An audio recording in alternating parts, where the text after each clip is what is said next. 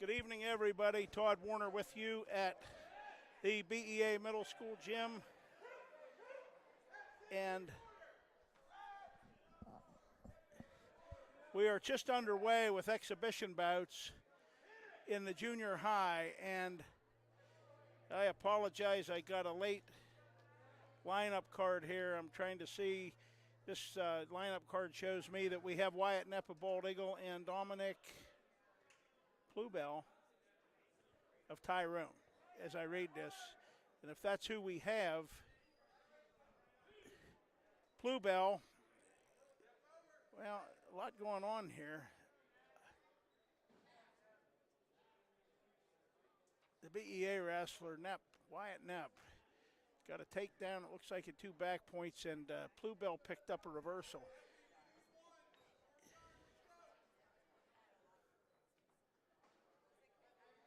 Right now,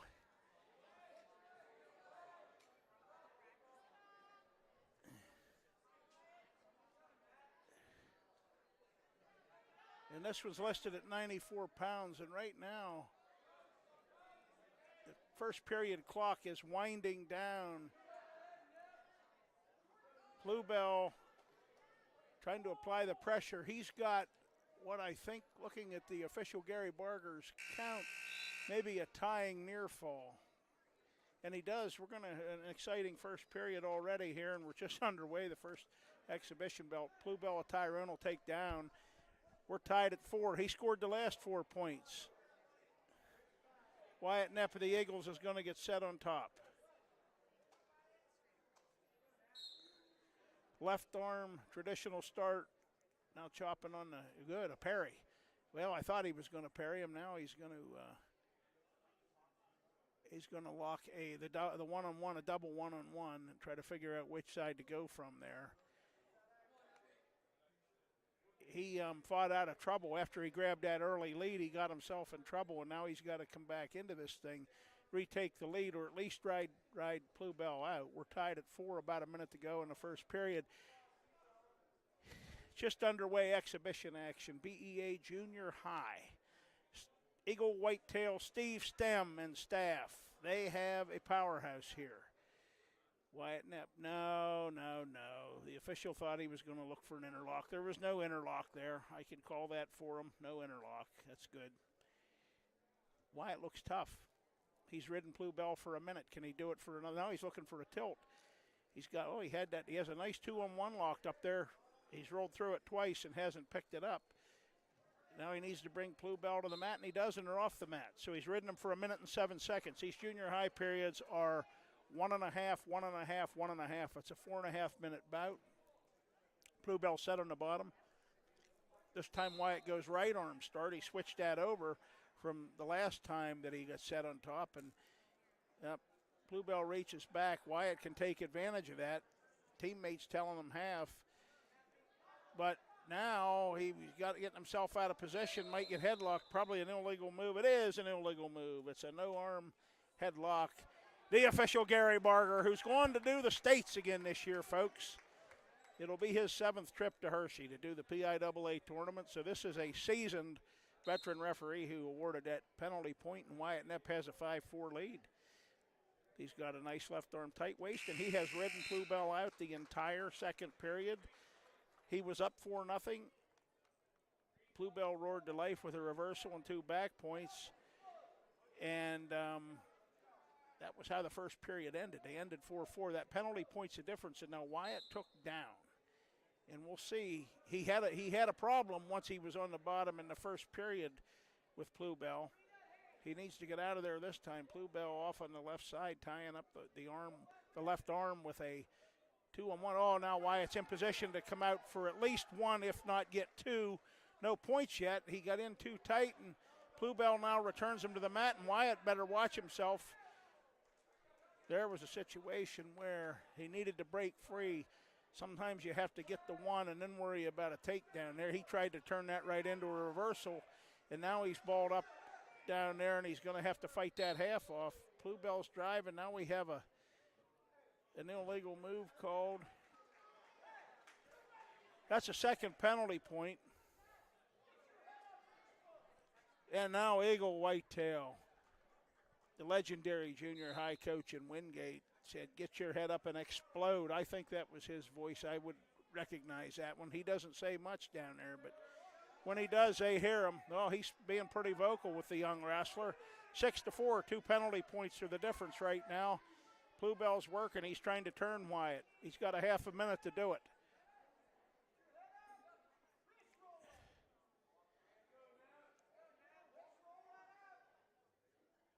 Wyatt Knepp trying to fight off from being turned. He could have pulled. And there's opponent's too high. Bluebell's too high. Wyatt can just stay methodically, gets a reversal with 14 to go. He's up 8-4, and the Eagles are in good position right now as the clock runs down to win this opening exhibition bout. Wyatt Knepp will pick up an 8-4 win, and we'll go to a second exhibition bout.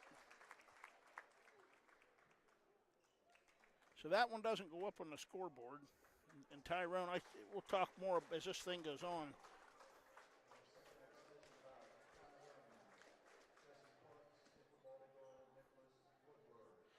So Nick Woodward, a BEA, and Jesse Parks, a Tyrone, an exhibition that says there are 101 pounders. That means roughly when you're in the exhibition world here.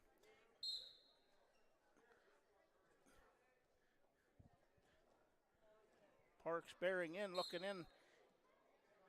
Single moved up into a high crotch position, didn't get anything out of that. They're going to get a restart. Snap down, collar tie, both of them. Locking into the collar tie and a nice headlock. Nick Woodward gets a...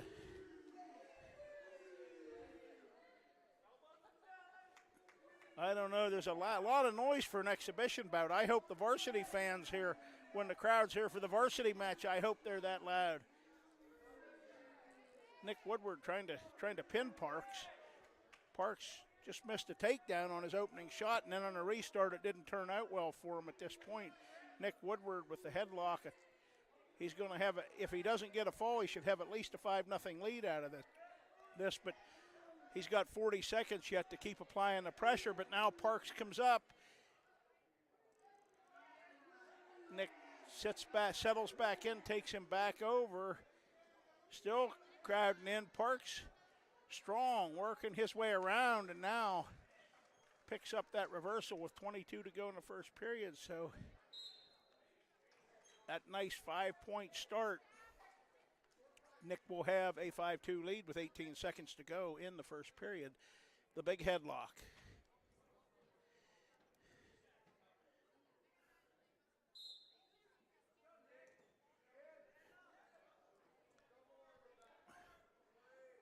Parks looks strong. Parks wrenching with a half on the left side.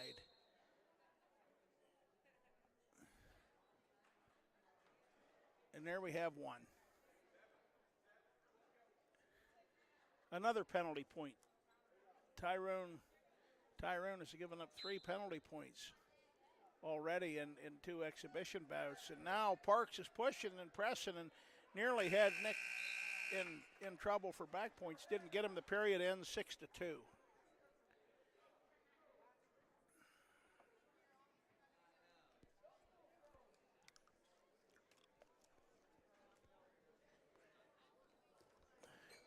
Nicholas Woodward gets set on the bottom. Parks right arm, traditional start on top. Chops. Nick comes up twice. Come up a third time, Nick. Keep working up. That's the key. He's to his feet. A mat return, a hard mat return. A hard physical mat return. And now Parks has Nick in trouble. Down 6-2. He's pressing and looking for a fall. And it is, Nick's going to have to get out of there. He's got a long time to fight it. There's still almost just under a minute to go. He rolls out of trouble for now, but that 3 points will make it 6-5. And now Parks, Nick reached back, and that may have been a mistake as Parks has a half in. He's settling in. He's going chest to chest. He's pressing, and if he doesn't get a fall here, he's going to come out of this, and he gets a fall. With 32 seconds to go in the period, in the second period, that is. Parks gets a fall, so he gets a fall in 2:28.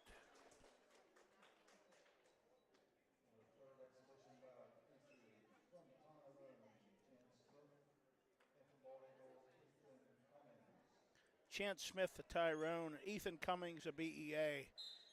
Another one that's listed as 101 pounders. All these guys grouped together at about the same weight class.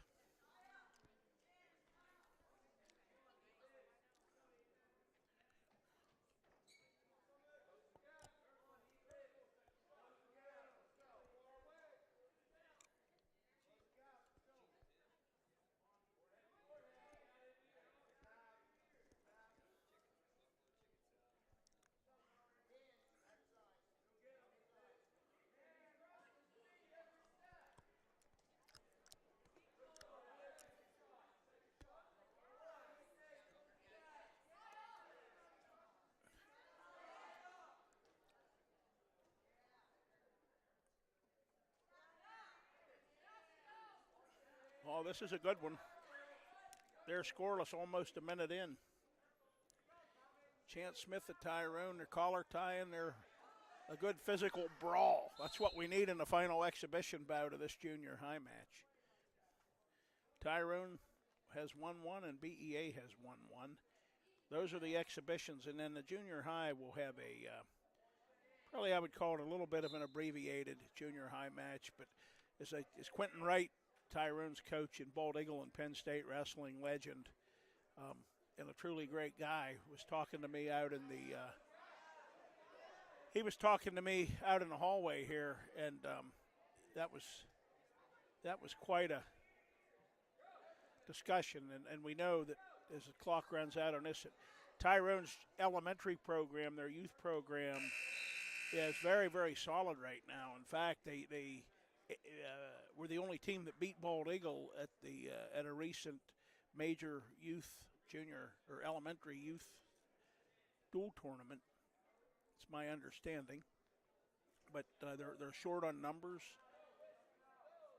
at the junior high program, and you're going to see that here when the point scoring starts. And right now, after a scoreless first period, Smith started on top, and Ethan Cummings has gotten to his feet twice, and Smith has brought him back to the mat, but Ethan's still up on. And now Smith, a little more of a breakdown, good tight waist on the right side, and chopping on the left arm. Maybe now a half on the left side.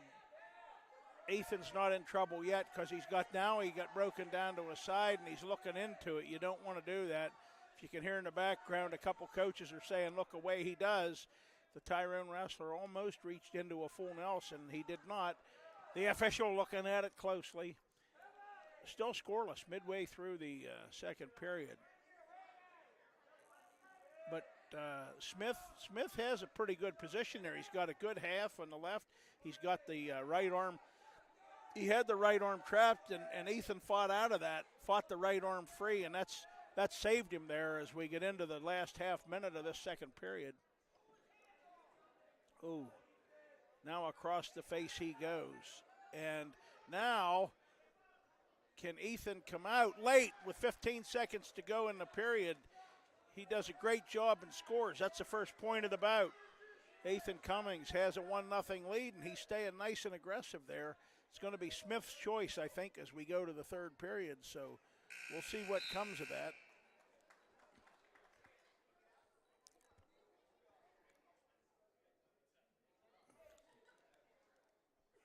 And yes, Chance Smith of Tyrone will get set on the bottom. Ethan Cummings at late escape, about 15 seconds left in the second period. That's the only point in this one. He's going to get set left arm. Traditional start, left arm around the waist. A good initial breakdown. Smith comes back up now. Ethan's he's on the right side, but he's reaching across, was thinking about a cradle, and they break. Smith gets out in 10 seconds. We're tied 1-1 with 1:10 to go.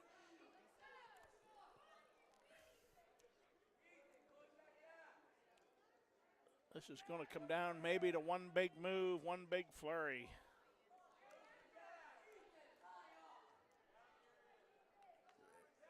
The Eagle coaches, somebody on the Eagle coach, are telling Ethan to tie up. Well, he did. And now Smith has the leg, and is Ethan going to come up on top? Smith's in position to get a takedown. He does with 44 to go. With 44 to go, it's 3-1. The Golden Eagle got an escape 10 seconds into this period. A takedown with 44 seconds to go in the bout.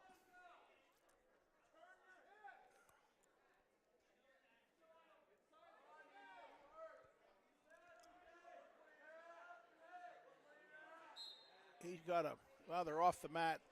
Ethan's got 19 seconds to roar off the bottom and either tie this thing or win this thing. If he ties it, we'll have overtime. Smith, right arm, traditional start on top. A nice roll attempt, and there it is. Ethan, can you finish that? He is going to, he has to settle back. He needs to get at least 2. He gets 2. He's awarded 2. Can he get a near fall? It's close. And we're going to go to overtime. That was an interesting flurry. Folks, if you saw it on the camera, the Eagle coach is highly animated over there. That's a teaching point. He had the arm where he wanted it, and he second-guessed himself and took it out. When he pulled the arm out, he put himself in position where he could not turn Smith. That would have been a winning 2-point near fall. Instead, we're in sudden victory. The first point's going to win it. They're tied at 3. Chance Smith of Tyrone. Ethan Cummings of BEA, the third and final exhibition bout of the Junior High Classic here between BEA and Tyrone. Oh, a nice shot, but a little far out. Half a minute to go in this first overtime period. They want some motion out of him, and they are just on that far edge. I don't know. I thought they were going to go off the mat, but that didn't happen. And they are off the mat. We'll have a restart with 15 seconds left. 2 young wrestlers gave everything they had. They took this one into the sudden victory period.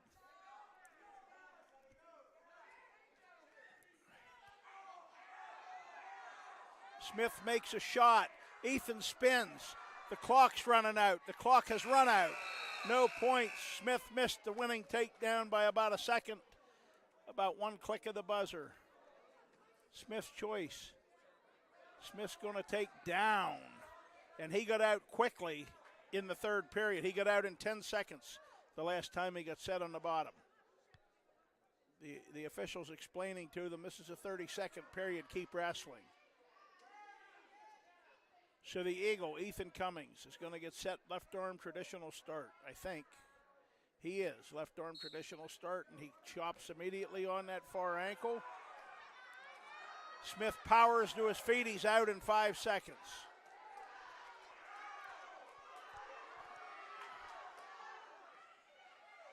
They're nose to nose. Collar tie. Smith with the 4-3 lead. Ethan snaps.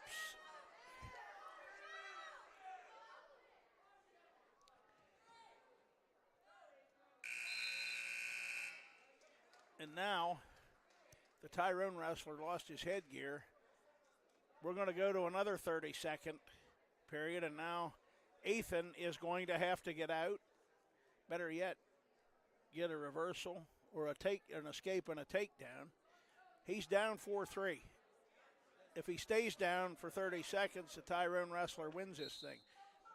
Smith starts with a tight waist lock on the right side, and just that quick 5 seconds have expired.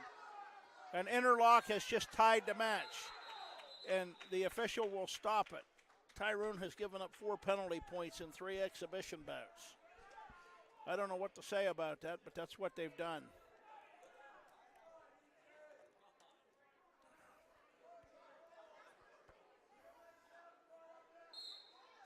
Now Ethan can get out. He can win this thing if he can get out. 15 to go. They're tied at 4.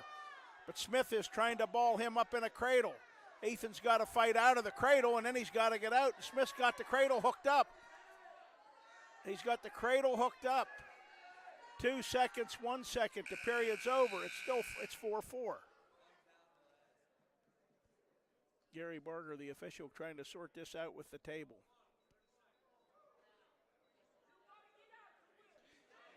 So now we're going to be in the ride out.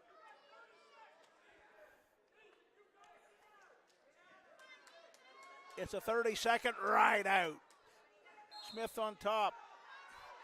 He's got a lock. Ethan's on his feet. He's on his feet. Smith brings him to the mat. And they're going to have a restart with 21 to go. Smith controlled the action there for 9 seconds. Can Ethan get out or can Smith hold him down? 21 seconds are going to decide it. Ethan's up to his feet. He has to peel the hands. He has to stay on his feet.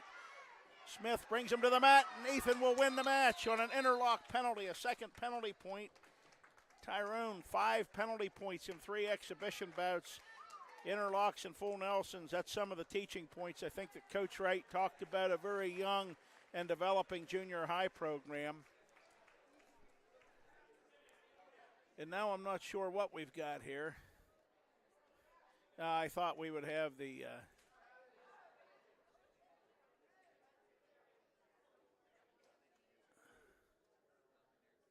so Bald Eagle. I don't know if the Eagles knew who the captains were tonight. Eagle Whitetails got them organized over there, but the Eagles won 2 out of the 3 exhibition bouts.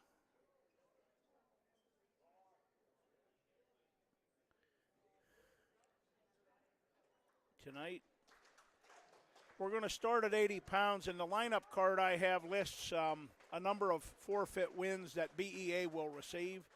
Tyrone appears to be a squad that's maybe just a little over half strength, I'm thinking. But at 80 pounds, I think that's Addison Tice.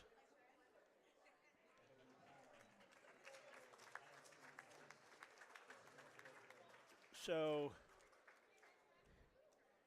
it's 6-0 BEA. And next, I think, is Logan Burns. We'll receive a forfeit, and now I think we'll have the first. Now, this may be interesting because now we have the Bayou Bengal coming onto the mat, and he will have a match, and it looks like his opponent will be Uriah Walk. So let's just see here.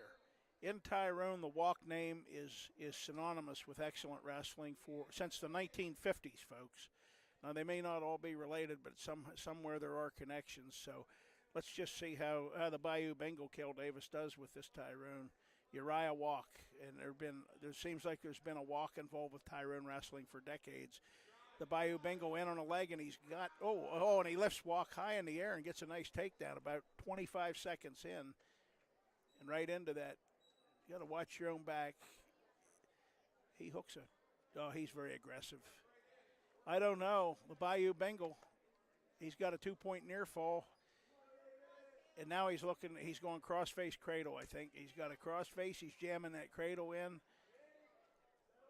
He's going to be a good one here. He's only in 7th grade. And, I said he's a Bayou Bengal. We could give him a purple and gold singlet and a Joe Burrow jersey, and he'd be happy, I think. Real happy right now, but I'm happy that he's on his way to a nice solid lead, if not a fall here at the end of 1. He's going to get 3. It's 7-0, and we got 15 seconds to go in this period now. The ball and chain, that's good. We like that. We like that. That's one the Cowboy and I have been working on with some of the younger preschool men in the family. The Bayou Bengal gives up on that. Now just a cross body to end the period. He has a 7-0 lead. A quick takedown. Nice deep high double leg. 2-point tilt and then a powerful 3-point near fall. He's got a 7-0 lead. They're going to start the second period neutral. We're at 94 pounds. Cale taking his time. That is his real name. We call him the Bayou Bengal, but he's Cale Davis. And you'll see him if you watch Bald Eagle Wrestling the next few years. That snap by attempt. Now dropping in, spinning off a front headlock, continuing to spin and work, and powers his way through. Gets a takedown with 1:10 to go in the period. It's 9-0. Good control, too, with the hips and the arms. And now, look, oh, my. That I call that the inverted half from the other side. Very, very powerful and strong. You don't know how much this kid's going to, he's turned walk now to his back, and that's going to be over quick. He gets a fall with 43 seconds to go in the period, so I'm going to say he wins by fall in 2:17. The Eagles lead 18-0. The Cowboys already worked up about seeing him likely in a varsity uniform 2 years from now as a freshman. The Cowboys already fast-forwarding to the 2024-2025 season. That'll be good, and let's see who we've got. Now we have Bam Bam. No, I don't understand this. I guess I do. But Tanner Gano gets a forfeit, and BEA leads 24-0. Now, Tyrone had two kids that wrestled exhibition bouts at Bam Bam's weight, and I understand. I get it. They know who Quentin. Everybody knows who Tanner Bam Bam Gano is, but why not wrestle in the real show? I don't know. And now we've got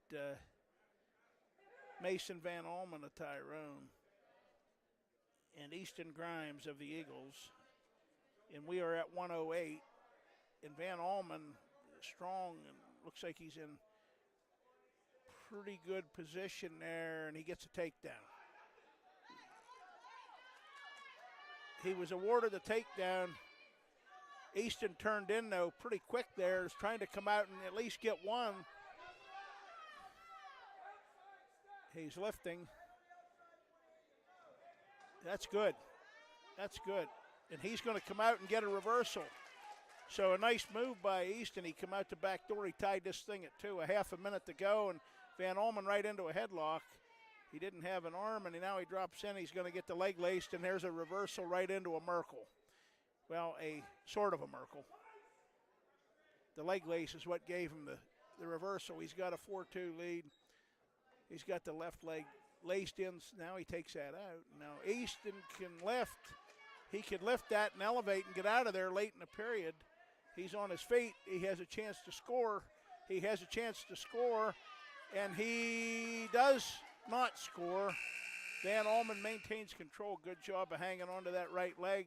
Van Almen got hit for stalling on top there, though. Easton defers, and Van Almen has a 4-2 lead. He's been warned for stalling, but he's not a staller. That was the nature of just not returning his opponent to the mat quick enough. We're neutral. We're going to start this second period neutral, and Van Almen snapped him down. Easton grabbed the leg on the way down, but he's not in real good position right now. Van Almen using that right arm kind of cross-faced, trying to work his way around behind. He's very close to picking up 2. Easton's going to need to either square up on him or elevate that shoulder and try to hoist him out of there. And that's a tough thing, but he is going to hoist. Well, I thought he was going to hoist him out of there. He's still in position, but now Van Almen hooks up a cradle. He's awarded a 2-point takedown. Man, that's precarious. Easton trails 6-2, and he's not out of this one yet, I didn't think. If he can kick free from that cradle, Van Almen maintaining control as he's on his back, and Easton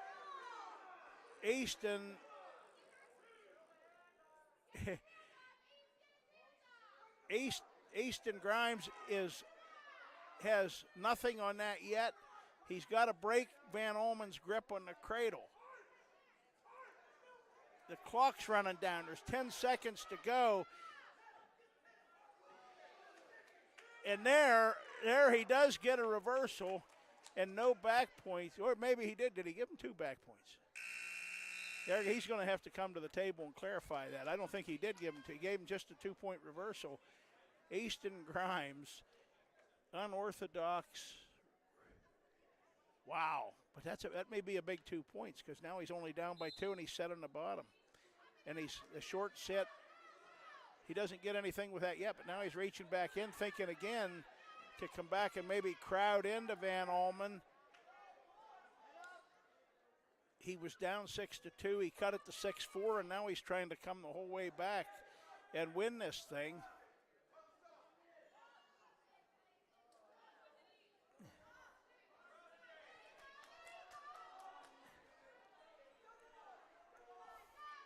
Van Almen still maintaining control.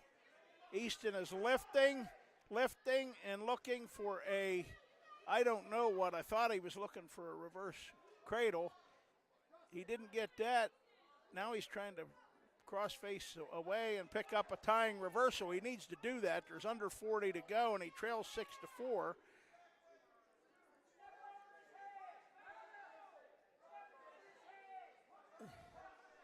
We're down to half a minute to go, and he's still driving.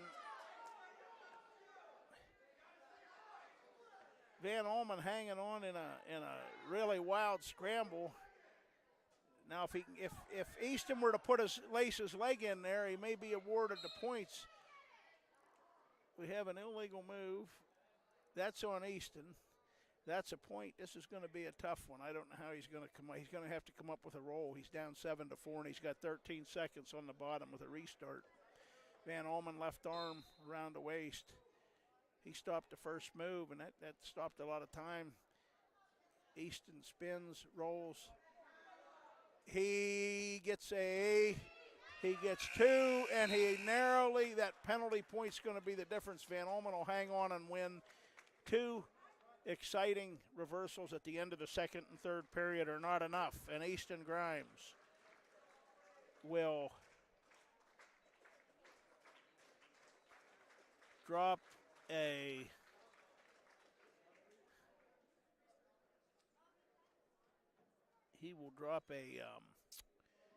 7-6 decision to Mason Van Almen. The team scores 24-3.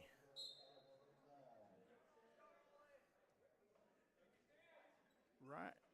Well, I'm looking at the rating here. It's interesting. Rawlings at Tyrone and Oliver Long of BEA. We're at 115.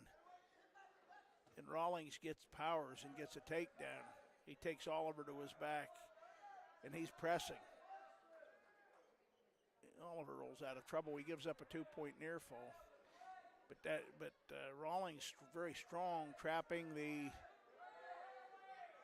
a half on the left side, and he's got the right arm trapped. That's the way you're supposed to do it. And he's walking it up around her, and he knows he has a lot of time. He's got 50 seconds left here in this period. He can take it to the side or straight over the top. The way he's got the arm trapped, he kind of has a choice. And there he is driving, and he's got Oliver in trouble. And it's close, and Rawlings is pressing, and Rawlings gets a fall in 56 seconds. And Tyrone has cut that gap to 24-9.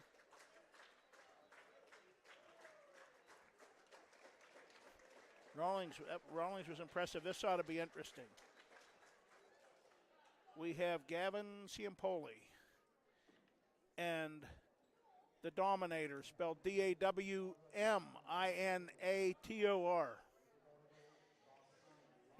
And I'm curious to see this one because this wrestler from Tyrone has the last name of some Altoona wrestlers that were pretty good, or at least one, maybe more than one.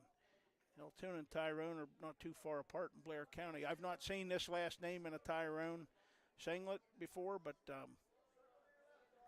again, I'm familiar with this last name from just enough time ago, 20-some years ago, in a Tyrone, in an Altoona singlet. So maybe a relative, maybe not, but Dawson Lomison, the Dominator. And I know right now, I know Ciampoli's pretty good because the Dominator is scoreless, and we're halfway through the first period at 122. Dawson set in the middle,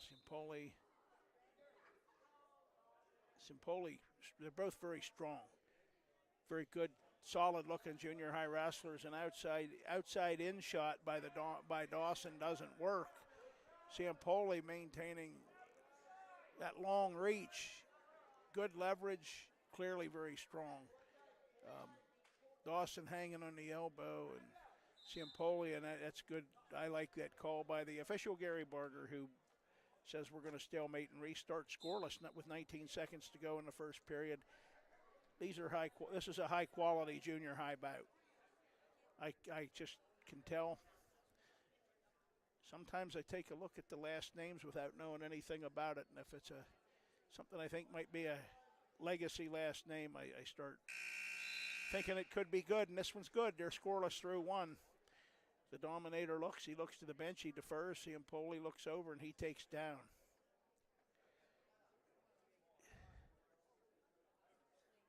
Dawson Lomison. We're likely, very likely, to see that 8th grader on the varsity next year. And depending on how much he grows, we may see him on a varsity football field a little bit too next fall as a freshman. They all got to be up in the Mountain League in football. They all come up with the varsity in football, but this isn't football season. Dawson kind of had an awkward position hold, but he's ridden Ciampoli for 19 seconds. We'll have a restart. 1:11 to go.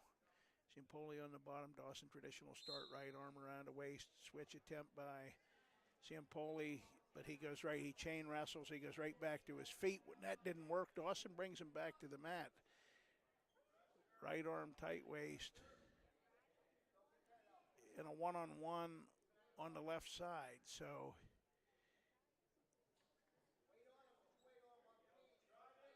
now a double one-on-one. I think the officials looking. I don't know. We may see curious to see if we see a stall call here from Gary Barger.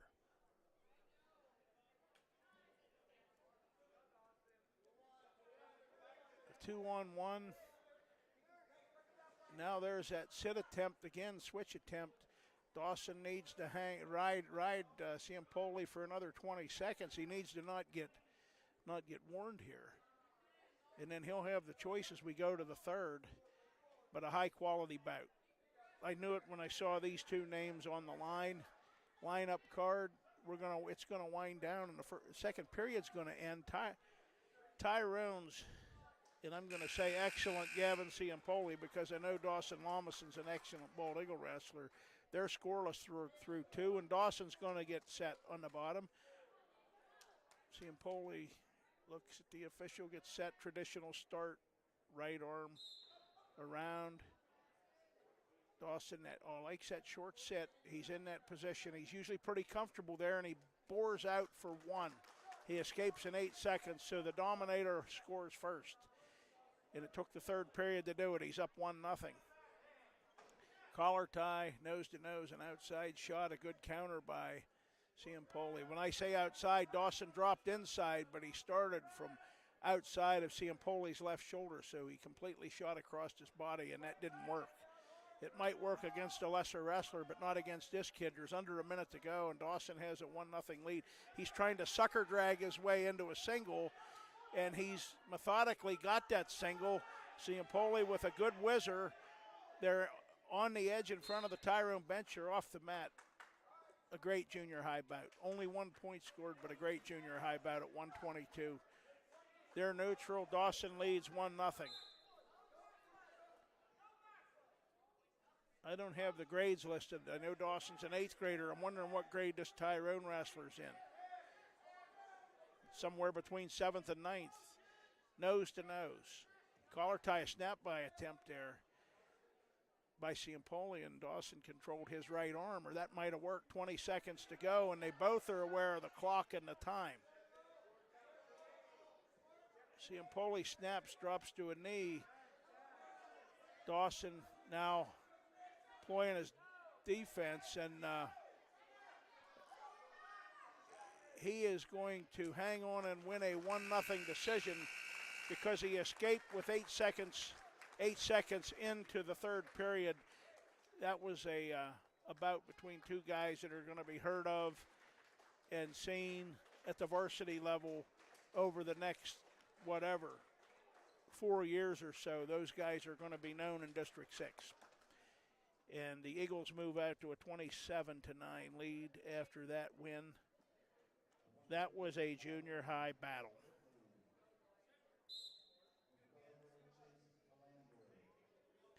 Chase Calander, a bald eagle, and Caleb Whitley of Tyrone. We're at 1:30.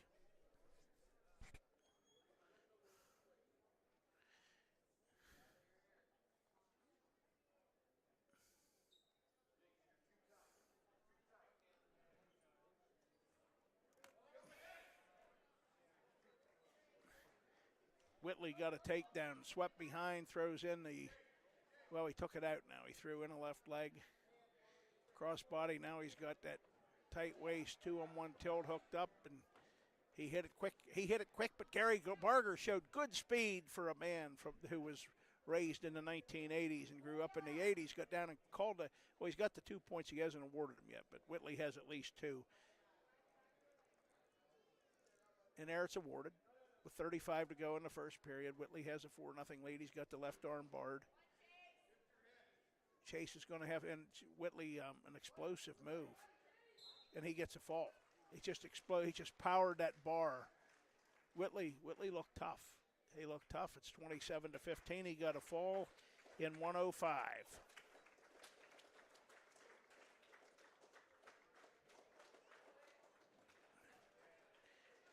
And now I have to look at my bout sheets a little bit upside down. So now I think we have, I think this name is Kyler Sahonsky from Tyrone, but I'll listen for the AP or the PA. I'm speaking backward tonight.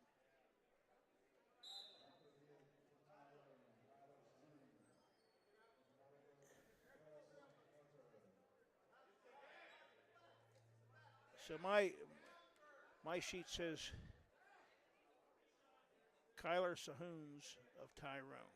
That's how I'm going to try to pronounce it. And Harrison Harder of BEA. We're at 138. The Eagles lead 27-15. And according to our sheet, there will only be 2 more weight classes competed on the mat because it looks like Tyrone will be forfeiting the final 4 weight classes here. So Harrison pulls him over the top, but no points yet. Now there is a takedown, and I don't know.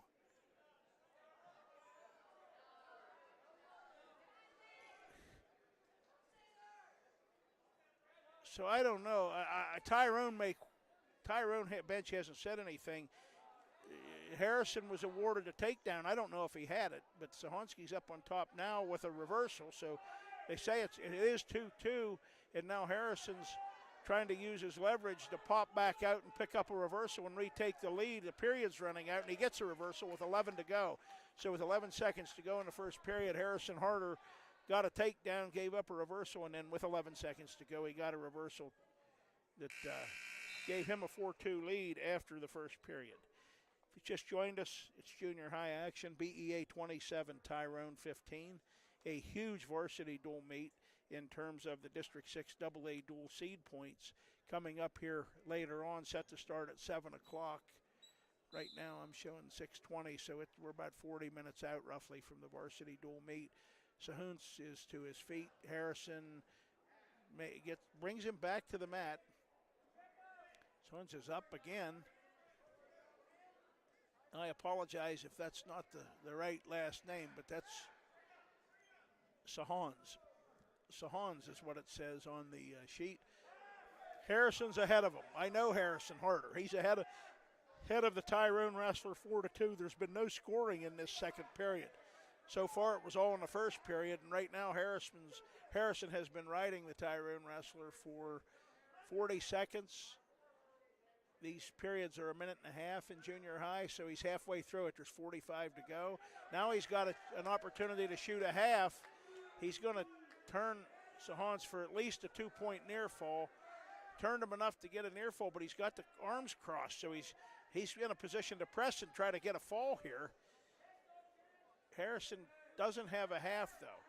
He's around ahead. That's kind of an unorthodox. Now he can settle back in. It's close. It was very close. But Sahoons did a good job fighting out of that, and now may be in. I thought he was, just when I thought he was going to score, Harrison locks him up and decks him in 2:54, and he gets up and smiles. Good job by Harrison Harder to not give up on that. He won by fall in 2:54, and BEA now has a 33-15 lead. And we have Nick McCauley of BEA coming out here, and he's a good one. Let's see who his opponent is. Isaiah Sahuns. His brother apparently was just out there against Nick McCulley of Bald Eagle. So let's see how this one goes. Usually when there's a brother combination out there, they're pretty good. And Sahuns is pretty big. Nick McCulley's a very strong junior high wrestler at 145 pounds. I mean, physically strong. And the Tyrone wrestler just appears to maybe match him in strength. We're scoreless, half a minute in. Nick bearing down, trying to pull him down in with that front headlock. Now it's not a front headlock. Now he's got the underhook, overhook, old school pancake setup. Right arm. Now he's looking to try to pull him in, and he was going to try to wrench a quarter Nelson. The Tyrone wrestler is strong. He wanted none of that, and he stood right up. They break away. We're scoreless. Half a minute to go in the first period. I'm thinking right now, and I could be wrong, that this is like that Dawson Lamas and Gavin Ciampoli bout. This could be a classic junior high bout between two very good kids who are pretty evenly matched. We're scoreless with 15 to go in the first period. They've mixed it up pretty good, but now they're kind of just going to collar tie, and I think neither one's going to do any well. As they say that, Sahuns makes a great shot, and Nick makes a great counter with an underhook and an elevator, and that one had me twisting and turning up here. That was a lot of action. That was a nice shot and a great counter. And that all of that action ended up with no points. We're going to be scoreless. Nick's going to get set on the bottom to start the second period.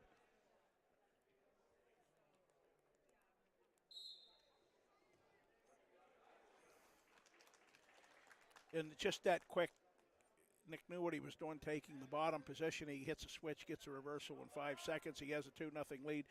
He's got a spiral that he drops into a Navy ride now. He gives up on that. He goes spiral in half. So Hans was up on all fours, and now Nick brings him down to the mat, and still had those. He's worked up now, but he brought him back to the mat and was momentarily again in a Navy. Right now, just hip control. He's trying to pull that arm up. Sahon's covering the arms underneath, and the official down looking at it. I don't know. That could be, if they stay there much longer, we could see a stall warning. And there it is, a stall warning on Sahon's. I've watched Gary Barger a lot of times. And I agree with that call. And now Nick McCauley has turned Sahon's with an arm bar. So after that scoreless, very tough first period, Nick right now has taken control of this bout. In the final seconds of the second period, he's looking for a fall. And he's pressing. He's going to get a 3-point near fall. And still maintain control as Isaiah Sahons went off the mat. Well, Nick still had what the official said was control. The period's over. We'll go to the third. Nick McCauley, a quick reversal and a late 3-point near fall in the second period. Now has a 5-0 lead. Hans quickly says he's going to take neutral, and why not? He had a really nice shot there late in the first period. Then Nick countered that. Oh my, a nice low ankle pick and a face-to-face collision. Nick McCauley looked tough on that shot, and he's pressing. He's pressing, and he's got a lot of time. I think he's just going to try to stay there. That's what he probably should do and exert pressure. He's got a minute to go yet. He doesn't need to adjust a whole lot, and he gets a fall. In 2:01, Nick McCauley blows open what was a very close bout in the first period, wins by fall in 2:01. BEA goes up 39-15, and I think this is going to be the final bout we're going to see on the mat, I think. Tyler Connolly of Tyrone and Malachi Palishnik of BEA.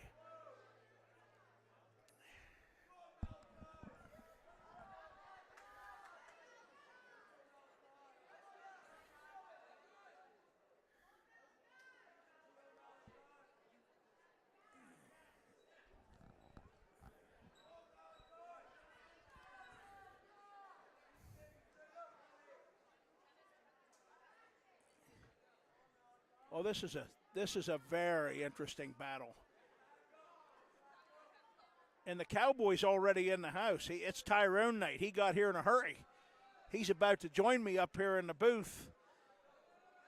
And that'll be a great thing. And Malachi, as I say that, Malachi calmly spins and gets a takedown. Malachi trails 2-0. Now Conley looking to try to hook up a cradle. Malachi's got to break the cradle. Conley has him hooked up. Malachi's kicking. He doesn't give up any back points yet. He fights out of that.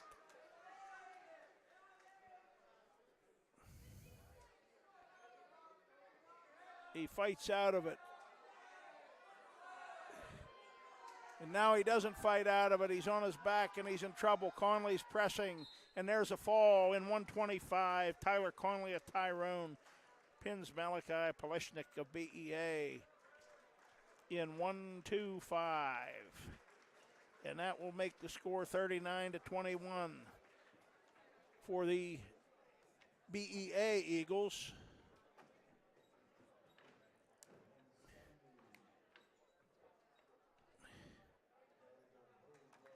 Brody Gardner of BEA wins by forfeit at 170. Kyle Watson's out next.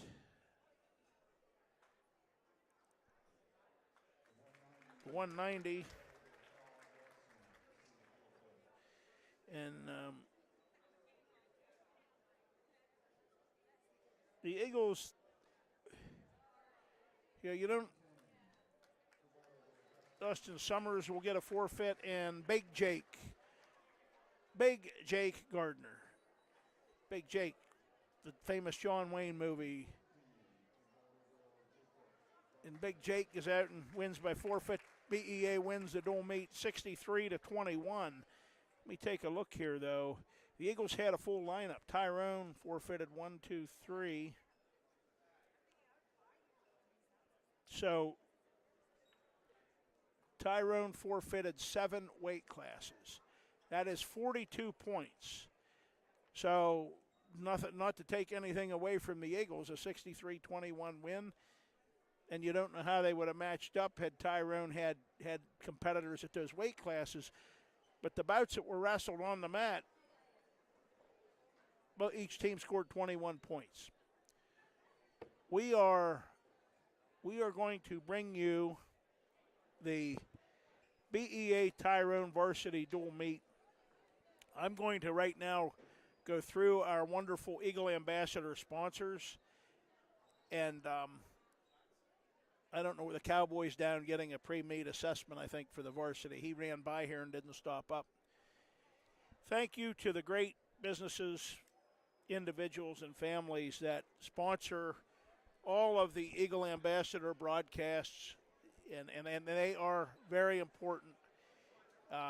They're crucial to us being able to do this. The Mountaintop Powder Coating, Eagle Towing and Recovery, the BEA Athletic Booster Club, Brian and Stacy Burns family, John and Casey Dubbs family, Steve and Carrie Thompson family, Robert and Kathy Thompson, Ron Bracken, Erica Milliron, Ernest and Tina Green family, the Wolf family, David and Melissa Urbanik, Matt Katina and Alex Posney, Coach Tom and Mrs. Virginia Letterman, Mark and Denise Leskavansky family, Jim, Ann, and Justin Taylor, Todd and Jennifer Hosband family, Anonymous Superfans, Nola Wright, Molly and Ron Hoover, Terry and Judy Dorman, number 31, Ronald and Diana Bell, Anonymous BEA alumni, the Mountaintops Bruin crew, the Chaos Bear crew, Mark and Amy Brooks family, Gloria Chambers, the Lewis family of Howard, David and Nancy Stahl, Bob and Teresa Peters, Ron and Janice Markle, the Parsons Tree Service LLC, Dale and Penny Burkett, Lady Eagle Soccer Booster Club, the Booker family, the BEA class of 1962 in memory of George Jury, Jeff and Lisa Miles, Jason and Lori Hall, Bumbarger Repair Garage, Dean K. Wetzler Funeral Home and Cremation Service, B&K Excavating, that's Big Bob and son Kurt Hall, Herb and Marion Reed, the Spackman family, Mike and Dottie Habovic family, Robin Shaw, Phoenix Rehabilitation and Health Services Incorporated, BEA Boys Soccer Booster Club, Basala Custom Embroidery, John and Joyce Hoffman, Bill and Tina Kochik, the Workman Auto Incorporated, and the Angelotti family. That's a lot of sponsors for a small school district, and we, our broadcast teams, Steve Miller and crew, and for the basketball, Maverick himself covers the baseball and softball. Keith Green, Steve and I in football season, we and so many different events we get to cover because of the generosity and kindness of our sponsors. So we thank you all very much. Tonight will be, and we'll have more of this. I'm not sure what we've got going on out here in the camera. I got to put on the mat. I got to put my glasses on. Look like a big spotlight's being raised. That's good. Quentin Wright's in the house, the Bald Eagle legend, the Penn State legend, and the Tyrone head coach. So tonight is Ronnie Gano, RG2's 100th dual meet. Not 100 wins, his 100th dual meet as a head coach. In the first 90. So I'm taking a look here. We're getting a gift. I got to see my buddy Jack came up into the Jack Woodring came up here. Never tap out the Sugar Shack. That's maple syrup. Oh my, that'll go over big in Howard. I know it came from Port Matilda, but but that's. I probably did, and I got a cookbook from the Clarence Legion here. We have a great night. Maybe they got a pancake recipe in here that we can use. Clarence pancakes and Port Matilda maple syrup. We love it, Jack. Thanks. So, what a great night. It'll be RG2's 100th dual meet as a head coach. The Eagles are 74-25 in those. So if he wins, it'll be win number 75 in 100 dual meets. To put that in perspective, and no, I'm not comparing coaches, but in a way, I'm sending a message that the program's in good shape. Ronnie Gano now is the second winningest coach in Bald Eagle's 67-year history. Everybody knows who the winningest coach is. I wrestled for the guy. So did many people. And now we're going to have to go to mute because they're turning the music on. The Cowboy hates that, and he's going to mute us. We'll talk later.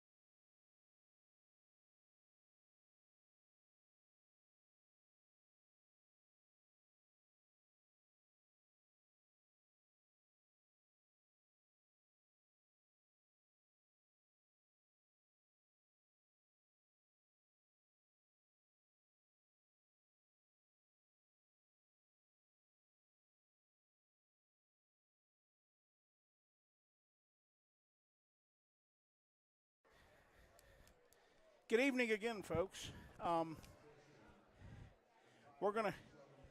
Bald Eagle and Tyrone are about to meet for the 65th time, 65 meetings. But before the main event gets underway, we're going to have two exhibition bouts. I didn't catch the name of the Tyrone wrestler, but I know this is Aiden Adams coming out. Oh, Aiden Adams. What a discussion I had with him. Yeah. Oh, my. He says he's going in the Navy and he's going to fly. Fly. And I told him that's the kind of aircraft he's talking about flying, and I told him that's great. He's going to need a different hairdo before he puts that flight helmet on, though. And right now he's got a headgear on. We don't know. We apologize. We don't know who the Tyrone opponent is in this exhibition bout, but Aiden circling. He's a senior who just came out for wrestling this year. Just came out this year, right? Just came out. He had a vision to be. I had a plan, a vision to be in the military, and thought this would help add to the overall extracurricular experience, and obviously wrestling is about the most brutal physical conditioning experience you can have. Yeah, I think he's probably pretty spot on that. Aiden's in. He makes a shot there. We're a minute into this, and right now there's no score, but he's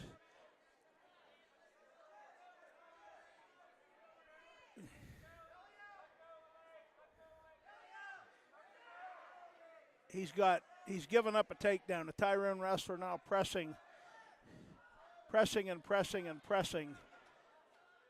and he picks up a 3-point near fall. Great official tonight, Randy Brungart. We're glad he's here.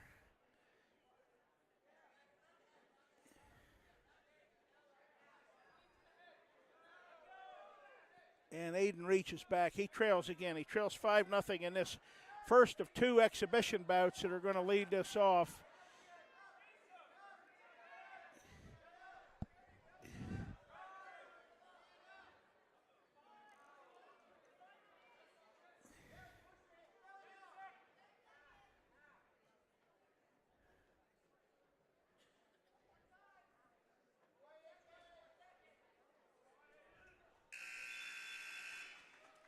First period will end. Aiden trails 5-0. Some interesting stuff, Cowboy, that I'm aware of.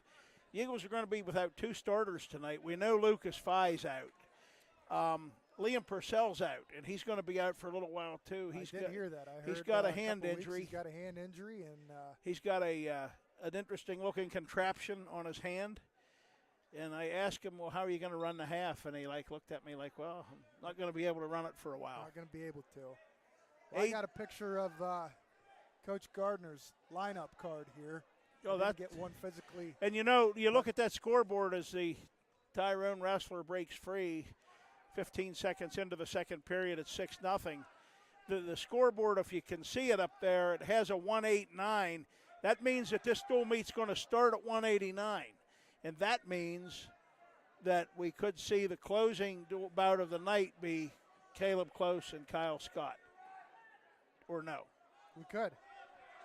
Wow. And Aiden Adams gets a takedown and a roar from the crowd. He trails 6-2. He's got a half in on the left side. He's running the half. They're all yelling, go. He can hear them. He's got to pull it across the top. What he got to? Oh, a full Nelson. I saw that one coming from section 743. We're in section 743 tonight, Cowboy. The reason for that, folks, is the Eagles have 743 all-time dual meet wins. That's more than anybody in District 6. Nobody else in District 6 has hit 700 yet. Aiden starts on top.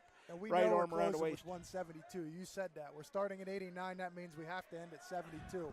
And if the lineups for both Tyrone and Bald Eagle stay true, we will see that awesome matchup that we're hoping to see. But we don't know. Well, there's one lady in the gym that's pretty nervous about that right now. There's probably two ladies, but I only talked to one briefly. I was actually talking to.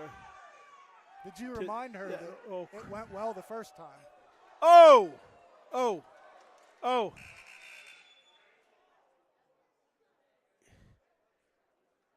That's right. He says he's okay. And he told me he's going to be a U.S. Navy pilot. So he bounced to his feet, and that was good great to see. The Tyrone wrestler, I'm not so sure.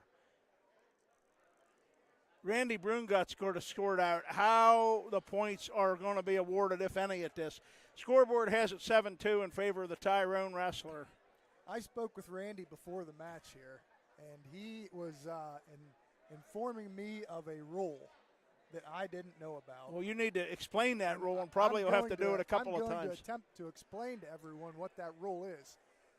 He told me that when a wrestler has his opponent on his back, whether it's in a cradle or a headlock, and they are off the mat, if the scoring wrestler still has his toes inbound, usually you would think, okay, we're still good. But what he was telling me was if the knees of the the scoring wrestler, go past the line, whether the out-of-bounds line. The out-of-bounds line, whether they are in the air or on the mat, as soon as those knees go out, that means they are out of bounds. They are out. Okay. Whether the toes are still in or not. So that kind of explains, we thought. And he also, to make it even more confusing or more in-depth, said that if his hips are down, that trumps the knees. So if the hips are in, you're good no matter what. If the hips are out, you're out no matter what. Well, that makes it very confusing. It is very confusing. You just confused me. And that's not hard to do anymore, but you succeeded, and we're not even to the action yet. We're in the exhibition bouts. He was watching one of our broadcasts, and he thought that might need cleared up, and I'm glad he did. Because he was probably watching the Penns Valley broadcast. Yes, he was. Well, I'm sure when we thought Cameron Dubbs had a fall. Now we know why he didn't have one. Now we know. And I do appreciate him informing me of that. He did tell me that he is actively trying to get rid of that rule. Well, he must be a fan of these Bald Eagle broadcasts and the Bald Eagle dual meets. He may be. But he said that is a rule that no official likes. None. A couple broadcasters don't like it either. As well. Not just. Look at Aiden throwing in the legs in the third period, down by 9. He's got a cradle hooked but up. You got to get the leg out of there. Take the leg out. He's got the cradle, but you got to take your leg out. You do one or the other. He takes the leg out, but you got to roll it under. Oh, my. Entertaining. Top Gun Adams. Can he come? Oh, my. And the Tyrone wrestler breaks free. It's 12-2. Well, we can't call him Maverick. That's the AD's name. So right. The AD got a really nice award tonight. Did you see that? He did. That was a really nice award. I saw that. For being the most accommodating athletic director anywhere, and I think that's probably true. That's why we get a lot of special venues here. Oh, my. That was I don't even have a name for that one, Cowboy. That was like one of the moves you see in the wrestling that's inside the ropes, and they throw a chair when they're mad, you know? That was an elevator on steroids. Yeah, it was an elevator back toss, and it worked. And here's your rule right here. Call your rule. Yes. See how his knees were still in? His knees were still inbounds. Now, his knees were a little bit off the mat there. If those knees glided past the mat, past the out-of-bounds line, then that would have called it dead. Yeah, but he was from the thighs down, from the edge of the singlet down. He was still on the mat. So you got a good teaching point right there. Great. Anybody that saw that, Claris, here comes Luke Tobias, and Luke's been much better.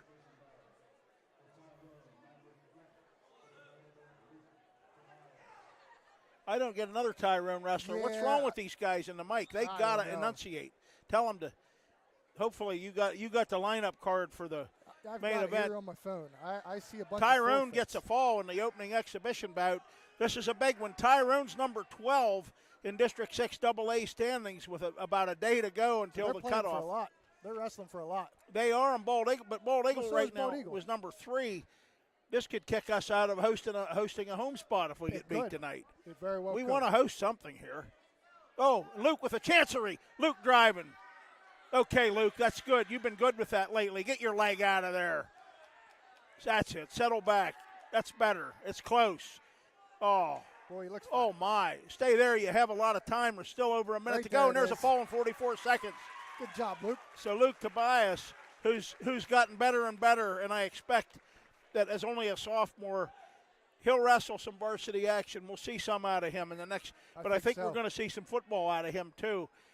Every sport builds confidence in kids, and now we're going to line up and probably have the national anthem. We're going to go to mute, Cowboy. Are we doing the national anthem?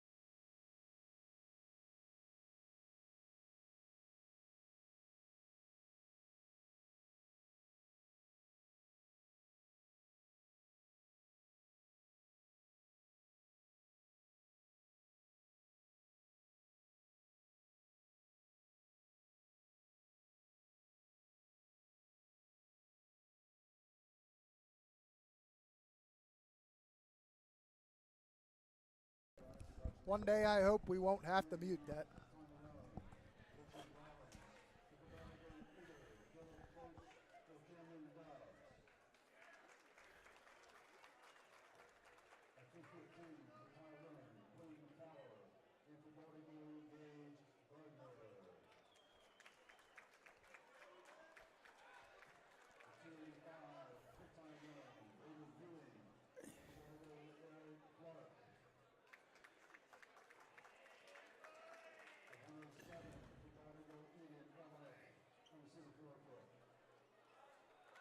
So Eden Eveleth is going to get a forfeit at 107 tonight. As I mentioned, Liam Purcell's not.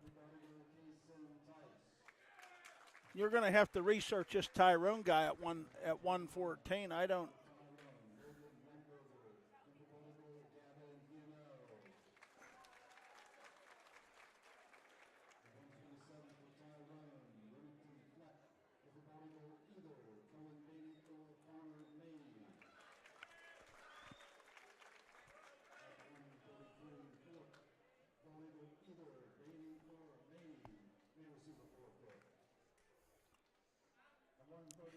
Folks, I'm listening to the pre-meet introductions, and we're going to just have to let them come out as they come out. No idea who we're going to see here tonight. So far, the announcer has told us that we will receive 3 different forfeits. Reese Wood's back in the lineup, and he hasn't been there in a long time, right?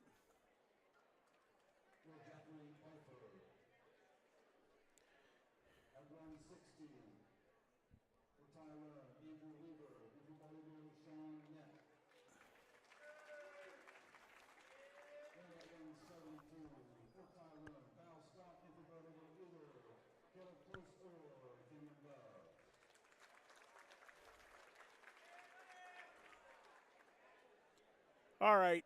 Well, this is the 65th meeting between Bald Eagle and Tyrone. BEA has won 50, lost 13, and there's been one tie in the series. So you say it's been lopsided. It's actually been lopsided for quite a while. The Eagles have won 34 of the last 35 meetings, including last year 43-23 in Tyrone. When on paper that one looked like it was going to be a lot closer. But tonight, who knows? I mean, BEA is 8-2 and really trying to get a home District 6 first round, a first and quarter round host site which would be next Tuesday here, but they've got to beat Tyrone. And with Tyrone's just trying to stay in the top 12. And they are number 12 according to the official standings that came out of Johnstown. We were number 3. And here we go at 189, so I think we're going to see Cameron Dubbs.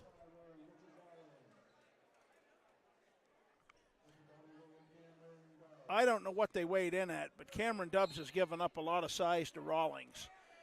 Rawlings comes right after him. Cameron Dubbs has been at 160, and tonight he's at 189. Now, surely he weighed, I don't know what he weighed in at. We don't know. This guy has won a couple of big bouts for Tyrone this year. He's 8-5 this year. Yeah, and he's been a hero a number of times. And that size difference. He's wrestled up at 215 as well. Yeah, he's a big kid. So he's wrestled guys that were 215 pounds, and now he's wrestling one that usually wrestles at 160. So I'm trying to, as I see the strategy here, we know now it will be Caleb Close and Kyle Scott, the premier bout to end this dual meet, and it should be really interesting. Let's see what the first 12 weights do and how they set the stage for the drama. Right now, the Eagles do need a win out of Cameron Dubbs, and that's asking a lot against a guy that's got a good record who's a lot bigger than Cameron. Cameron's a returning regional qualifier, but he's had a lot of challenges this year getting his offense going. And right now we're over a minute in and we're scoreless. They want motion out of him. The Eagle bench is asking for motion.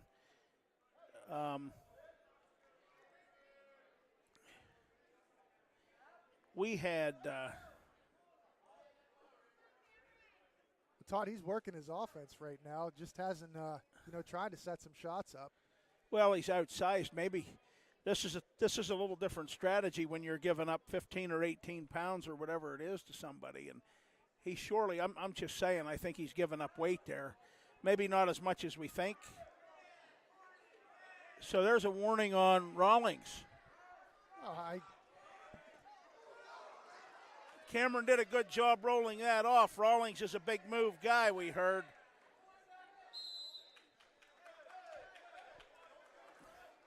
Talking to Quentin Wright before the match, he said he gets terrific support from the Tyrone community, as we figured he would.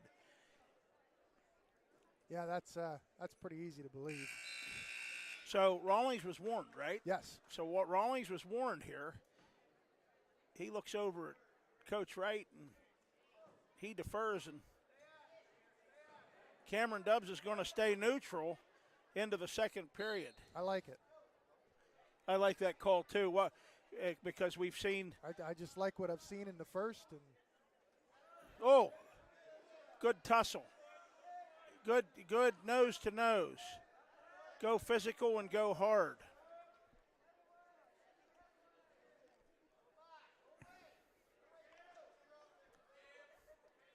Cameron Dubbs.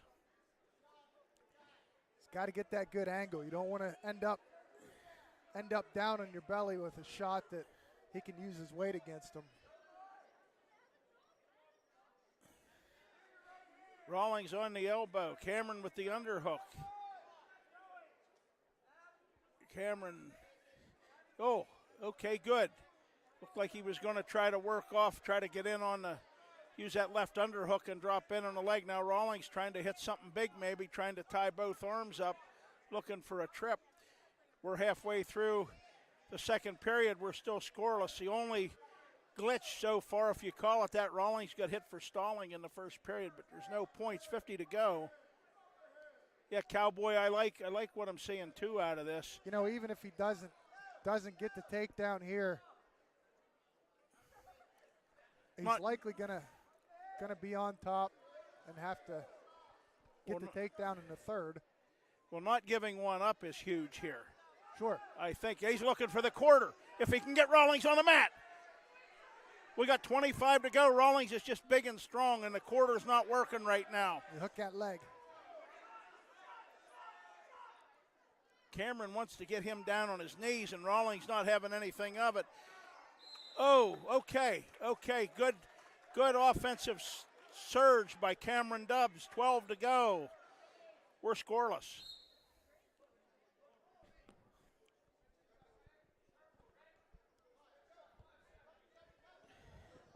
Now Rawlings is tying those arms up. Aye. And it will be Rawlings' choice, and he's going to take down, as you called it, Cowboy.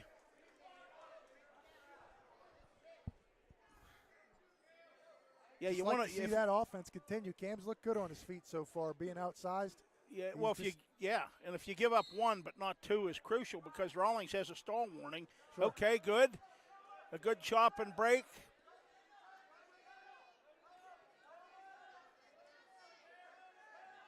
Okay, another good chop.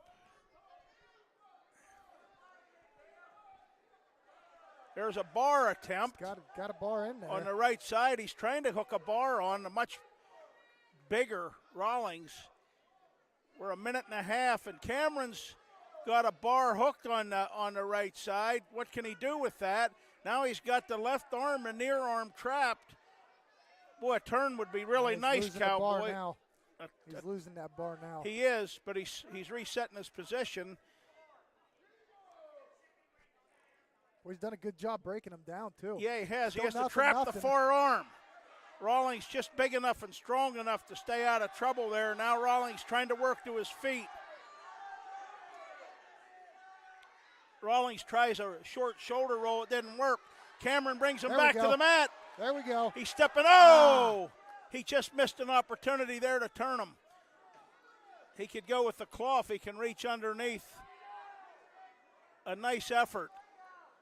A better energy effort. Rawlings is coming out.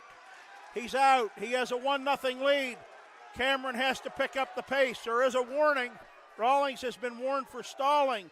They want him to push him, keep shooting, keep bearing in, keep moving. Can he force another call? Got to force him. He's got to force a call. Time's running out. Time for a big move here. Yeah, Rawlings is going to hang on here. Well, they're going to get a restart with 9 seconds left. Cameron Dubbs has to go after him. There's a stall call. With 3 seconds left, we're going to go to sudden victory. Tied at 1, Randy Brungart, longtime official. He hit Rawlings for stalling. And now we have a sudden victory. Wow. Somebody screaming for Cameron to use the underhook. What an exciting start to this dual meet. Great start. Both coaches on their feet. Yeah, RG2's on his feet. Quentin Wright's on his feet. The two wrestlers at 189 are on their feet. We're 30 in that to the sudden victory. It's 1-1. Cameron Dubbs. They both have to be tired. Oh, yeah. No doubt about that. Cameron Dubbs, Rawlings trying to load him up. Cameron trying to cross the arms.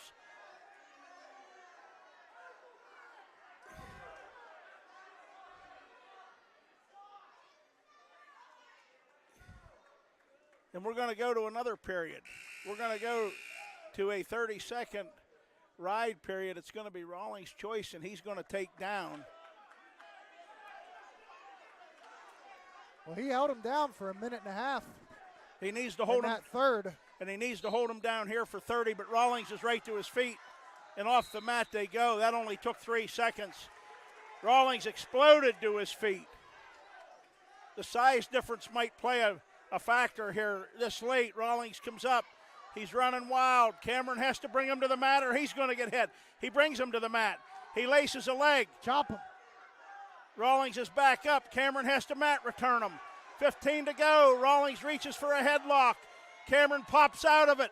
He maintains control. 8 seconds, 7 seconds. Rawlings is trying to step over.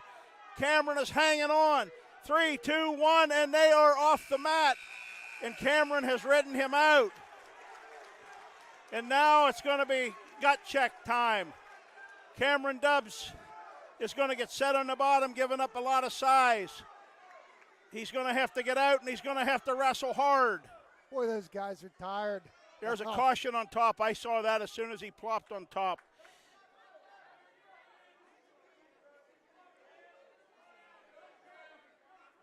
Rawlings, traditional start, right arm around the waist. Cameron is to his feet. He's an interlock. Cameron's around for two. He's up. Ooh. He's got to keep wrestling. He leads 4-1. 4-1. It's 4-1. 19. Oh. Get out of that. Cameron Dubbs, you had it. You had it. You had it. Get out of the tie-ups. Get out of the tie-ups. You don't have a stall warning, No Cameron. stall warning. We're good. He's 3 seconds from pulling it off. He's going to do it. Cameron Dubbs has won it 4-2 in overtime. A huge win for the Eagles to kick this off. Tyrone had that matchup to get a lead here early, and they didn't get it. BEA, a great effort by undersized Cameron Dubbs. And here comes Gage Gardner, the ninth grade 215-pounder for the Eagles. Who do you have for Tyrone, Cowboy? Looks like we're going to get Quinn Cower, but let's listen here. The name? Quinn Cower. Tower? Cower. Cower with a C. Quinn Cower of Tyrone and Gage Gardner of BEA. Gage is 8-3. Gage is having a really nice freshman year. We need him to have a nice night tonight. Just his 12th varsity bout of what will be a good career. No, that was not Quinn Cower. it's not Quinn Cower. Nope. Jermaine Myers. Jermaine Myers of Tyrone. So the Cowboy here, we got all kinds of lineup cards. We said we wouldn't know based on the pre-meet introductions. Interesting. Myers had over 30 matches wrestled his freshman and sophomore year, and has only acquired 10 now his last 2 years. So I don't know if maybe he ran into some injuries or. I don't know, but that means Gage could have his hands full. Gage is in good position here, though. That right underhook, and he tries to sweep in on that leg. And Gage is, as we know, he's a roller, and you notice he's getting better with his position each time, Adam. Mm-hmm. He had a good talk with him. Great kid before the match. With 40 seconds to go, scoreless first period, the Eagles need another win here. I'd feel a lot better about this one if we opened up by winning these first two toss-ups. Yeah. We know the Tyrone heavyweight, Braden Ewing, is outstanding, and he's on deck. Eric Clark has greatly improved. Eric's a huge underdog tonight. Myers in briefly. They're off the mat. No warnings and no points. 23 to go in the first period. Myers shoots again. Gage a front headlock. Gage wants to try to get. Oh! He had an ankle pick and it slipped. Now Gage hits a roll. Gage likes those rolls. He's going to try. He does. Myers has a 2-0 lead. Gage is just staying up and standing up. Peel those hands off there, Gage. He wants two. All right. Myers did a nice job there. He did a nice job. Gage has a choice. He's going to defer, and Myers is going to take neutral. Coach Wright told him to take neutral. So back on their feet they are. Myers Gage trails 2-0. Quick shot there, and the little flurry turned into two for Myers. Those are the only 2 points scored so far.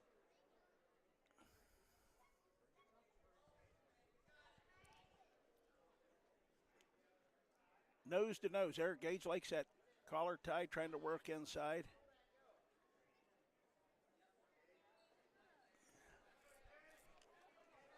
Oh, a duck attempt by Myers doesn't work.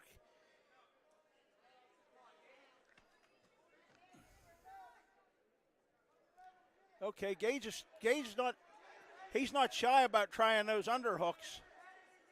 He's got that left arm underhooked. Myers has good position with his head and was going to try to foot sweep him. Nothing there so far. There's the underhook.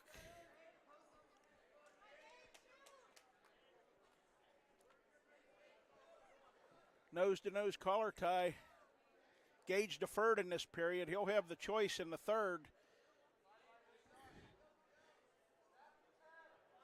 A score here would be nice in this period. It would be. Gage is working here. He's setting something up.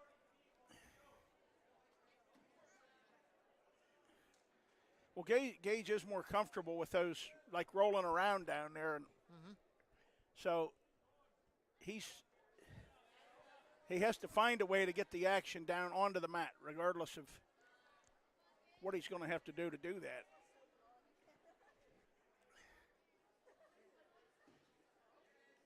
Because I'm not going to be surprised here now if when it's Gage's choice, if this ends scoreless and it looks like, oh, a nice shot! And it was late. Too late. And now Coach Wright might tell Myers to go optional start and let Gage have a point. He is. Yep. Yeah, Coach Wright won't let Myers wrestle with Gage down on the mat. So it's 2-1, and now Gage is going to have to shoot. Myers shoots. Right at the whistle. Gage is going to have to pick the pace up. There's no stall warnings in this, and he's down 2-1. That's why I was saying it was a pretty imperative that we score in the second period.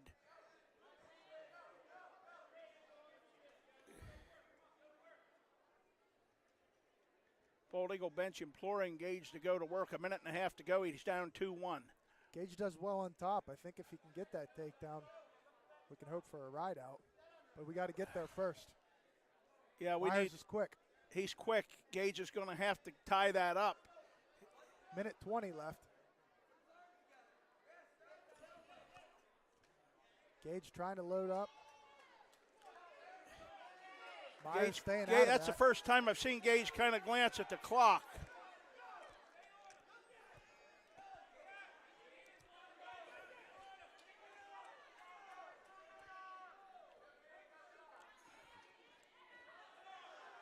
Myers spinning. He has 2. Gage hits a roll.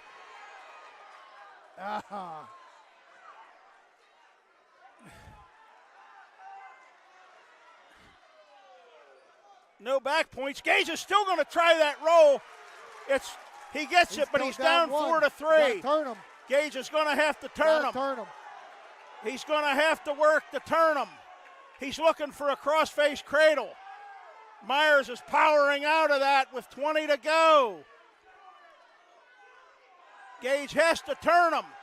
He's got to get a half or something. Keep running it. He's got to run it. He's got to run that half. To the side, Gage. Get out to the side and run it. And Myers is going to hang on and win a 4-3.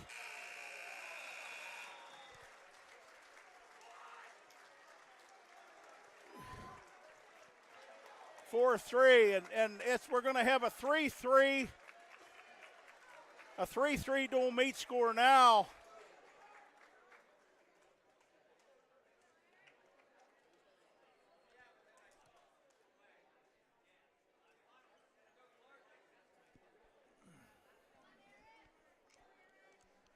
Eric Clark, the decided underdog here against Tyrone's Braden Ewing.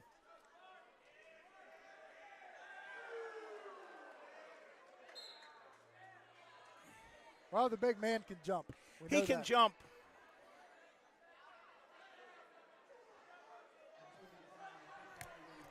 Well, I'd say he's trying to load something up. Yeah, he is.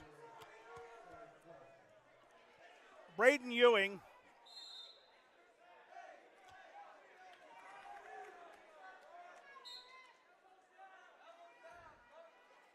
Who we knew when he was in 9th grade he was going to be good at him. Yeah. And this is obviously his primary sport. He was an excellent football player for Tyrone too, but he takes Eric down with a lot of force. And he's got a parry hooked up.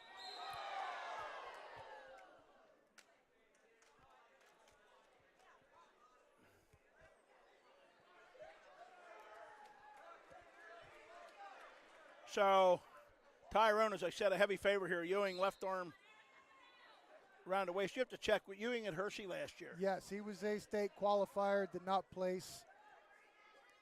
Took 4th in the region. So 4th in the region, and we send 6. Yep. So, yeah, he's very good. Was he a district runner-up? I don't know what bracket he was in the district. Yes. Yeah, so he was a runner-up to Gunnar Singleton, yes. who's a monstrous human being from And Huntington. we watched and Noah Foltz wrestle last year. Yeah, and right now Eric hasn't been turned yet, but Ewing, barring an arm,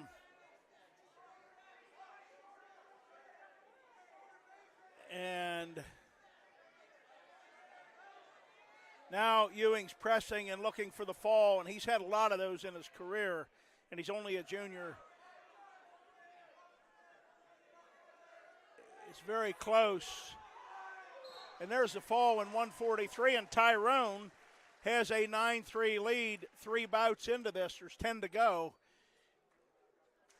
Ewing kind of motivated there because Big Eric got the better of that matchup in the football game on Tyrone's homecoming night this year. He and his line buddies at Bald Eagle did just fine. Here comes Eden Eveleth.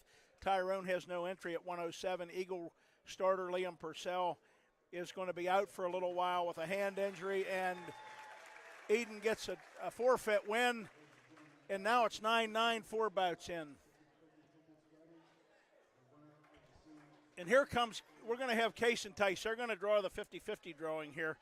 We're at 114. The Clarence Legion. Great guys. Great folks, men and women at the Clarence Legion, gave us a great cookbook. They asked us a trivia question. Who was RG2's babysitter? And, well, we had a ringer in the house, and the ringer who we told her there was a lot of money at the Legion on this, the ringer said it was Renee Meeker, the cowboy. The cowboy says it was Renee Meeker. Was RG2's babysitter. That's what the consensus is here in the Rhodes Arena, Section 743. Cason Tyson, who's he got? Miles Weber. Miles Weber. And this is a huge bout for the Eagles. I say that about all of them. Weber's in on Cason's legs. And he takes Cason down. And he's got Cason hooked. He has Cason hooked up in a cradle, but Cason's trying to reverse that. Cason is down 2-0. He's now tied at 2, and now he's on top. And this will be a battle and a scrap.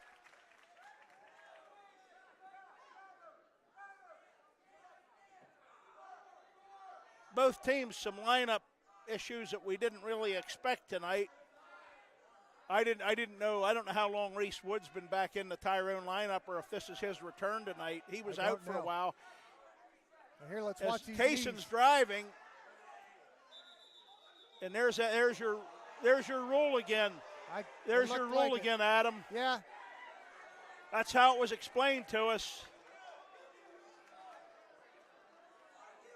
It's 2-2. 42 seconds to go. I'm going to grab this list. I know Kasem wanted that, but I think he can hook it up again. Well, I hope so. The Eagles need a win here.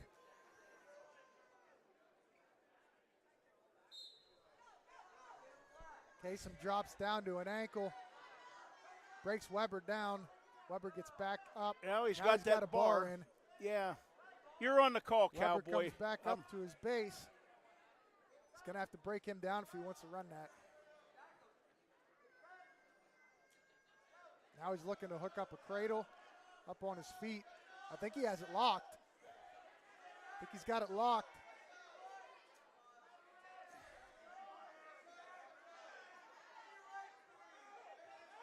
He does have it locked. He's got him turned. Got 4 seconds left, short time. Got to clamp him. He will get to pick up the 3 back points. 5-2 is what the score will be going into the second. So it'll be Weber's choice. He'll defer. And Kasem's going to take down. Cason took down somebody on the bench. One of the coaches showed, "Get out of there!" Like when he's not even down yet, and they're telling him to get out. So yeah, okay. Well, that's good advice.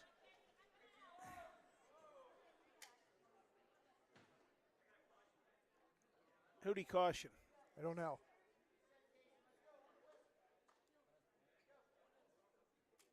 He said red. Red.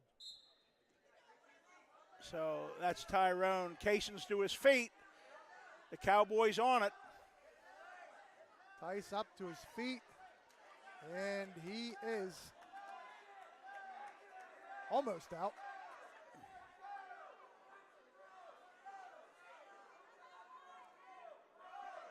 He's looking for two. Now he does get the one, and the one and the two. So he's got him on his back now, accruing back points. That puts him up 8-2.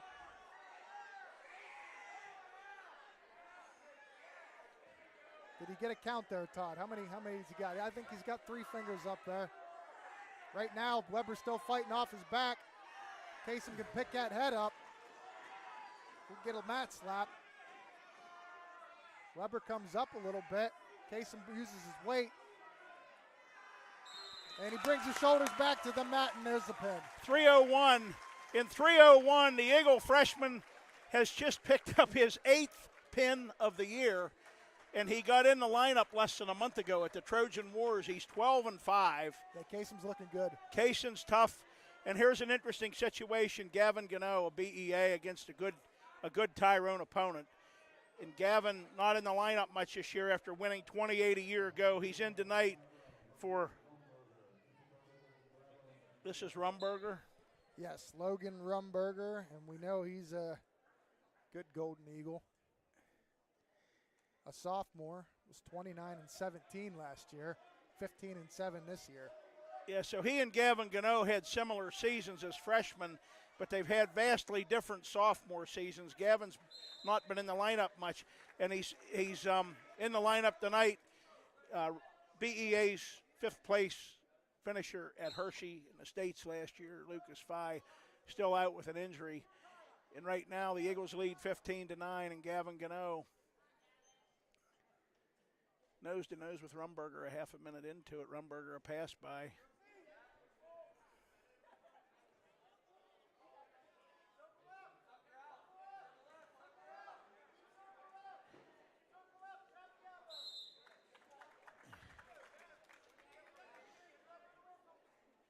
So we're told we got the trivia question wrong. So since we asked RG2's mother who his babysitter was, we're gonna default in that. I just looked at my source and I kind of gave her the what the heck, you know. And I don't know, but we're gonna get back to the action here. Rumberger and Gavin Gano are scoreless, and that's right now a good thing for the Eagles. The Eagles are an underdog in this bout. And Gavin Gano's scrapping hard, and he's fighting hard. He's only got 1 varsity win this year after having 28 a year ago. But again, he's only been in the lineup. His first actual scoring role in the lineup was at the Big 7 tournament where he went 1-2 on Saturday. He looks more crisp tonight, yeah, Cowboy. He does. And he looks a little more focused, and that's good. We're scoreless in the final 25 seconds now of the first period. But we will say that so RG2's mother didn't know who his babysitter was. Well, and I told RG2 his mother was not who was my source. My source was not RG2's mother. Yeah, but your source was ask RG2's mother because I asked her to. Oh, really? So I mean we got like a espionage ring up here in the upper deck, and the Clarence Legion wins again. We're gonna have to go straight to the source of RG2 after. He didn't know. He didn't know. He said he was babysat by multiple people, and the one we named was the first one he also named, but he named a couple other ladies. And Gavin Gano and Rumberger, all that talk about who the babysitter was, and that had to have been like 44 years ago because the guy's like 48 today. Maybe it was the monkeys like Tarzan. I don't know. No, I don't know. They don't have any of them in Snowshoe or Burnside Township, so I don't know about that, though. But in any event, BEA leads 15-9 in the 65th all-time meeting between Bald Eagle and Tyrone. A lot at stake for the Eagles tonight. They actually came in here third, and I don't know if even a win would hold that position. The key is to be in the top 4, and if you are, you get to host a District 6 AA first round next Tuesday night. If the Eagles host, that means that the Eagles would sit here and with a bye and watch 2 other teams compete, and whoever wins that first round match would be the Eagles' opponent later next Tuesday night. I think probably a 6 o'clock start and a 7:15 start, Sure. something along those lines. But we would get the winner of that first round bout in the quarterfinals. Gavin started on top. He's got Rumberger broken down so far, and he's trying to run a bar, and he's Rumberger to his feet. Gavin dropped back in there. He got out of position. I think he thought he was off the mat. He's hanging on to that leg. Can he pull Rumberger off? He'd still maintain control. There he's off, right? Is that? Well, I don't think they that doesn't. The offensive man. Yes. So the defensive man.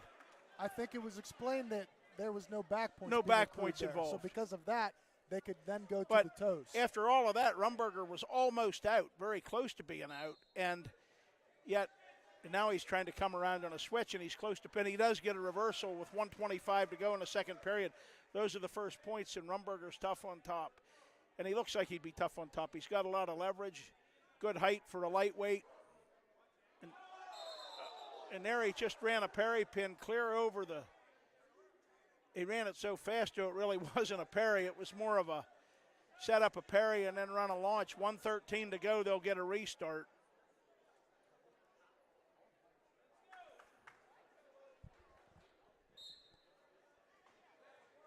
Now Gavin Rumberger with that tight waist, maybe trying to, he's going to run another bar. Gavin buckles out of that. We're halfway through the second period. The score right now is only 2-0, and that was now Rumberger with a parry again. Well, he set up for one, but that's not really what he's doing. Cowboys on the call for now. I'm looking at another. 2-0 still, 40 seconds to go in the second period. So far, Gavin's wrestled tough. Pretty good opponent here in Rumberger of Tyrone. Coach is yelling 30. Want to let him know where he's at. Rumberger trying to get to the side and run something. I think he's got a bar hooked up. Trying to pick up some back points and maybe a toed off of it. Referee Randy Brungard down there looking to see if he turns. So far, nothing. Short time. And it is still 2-0 going into the third. Yeah, and I don't know, what do you do here? Take neutral, and I think you would. Gavin looked over, and he told the bench, I'm taking neutral. So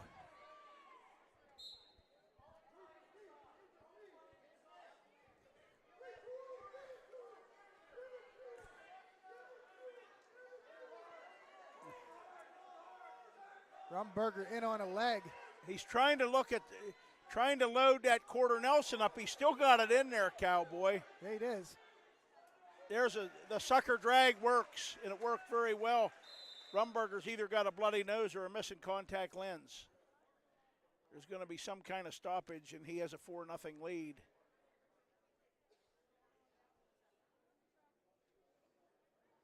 Scott DeVore's out looking at him. Gavin's given a pretty good account of himself right now. Yeah, he has. He's wrestled hard.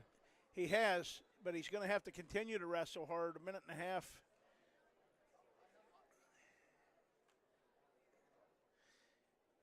We got a hint. Yeah, we got a hint while we're on here. You figure that hint out. Go ask somebody from the mountaintop. Somebody can text a Cowboy. We don't know the answer to that.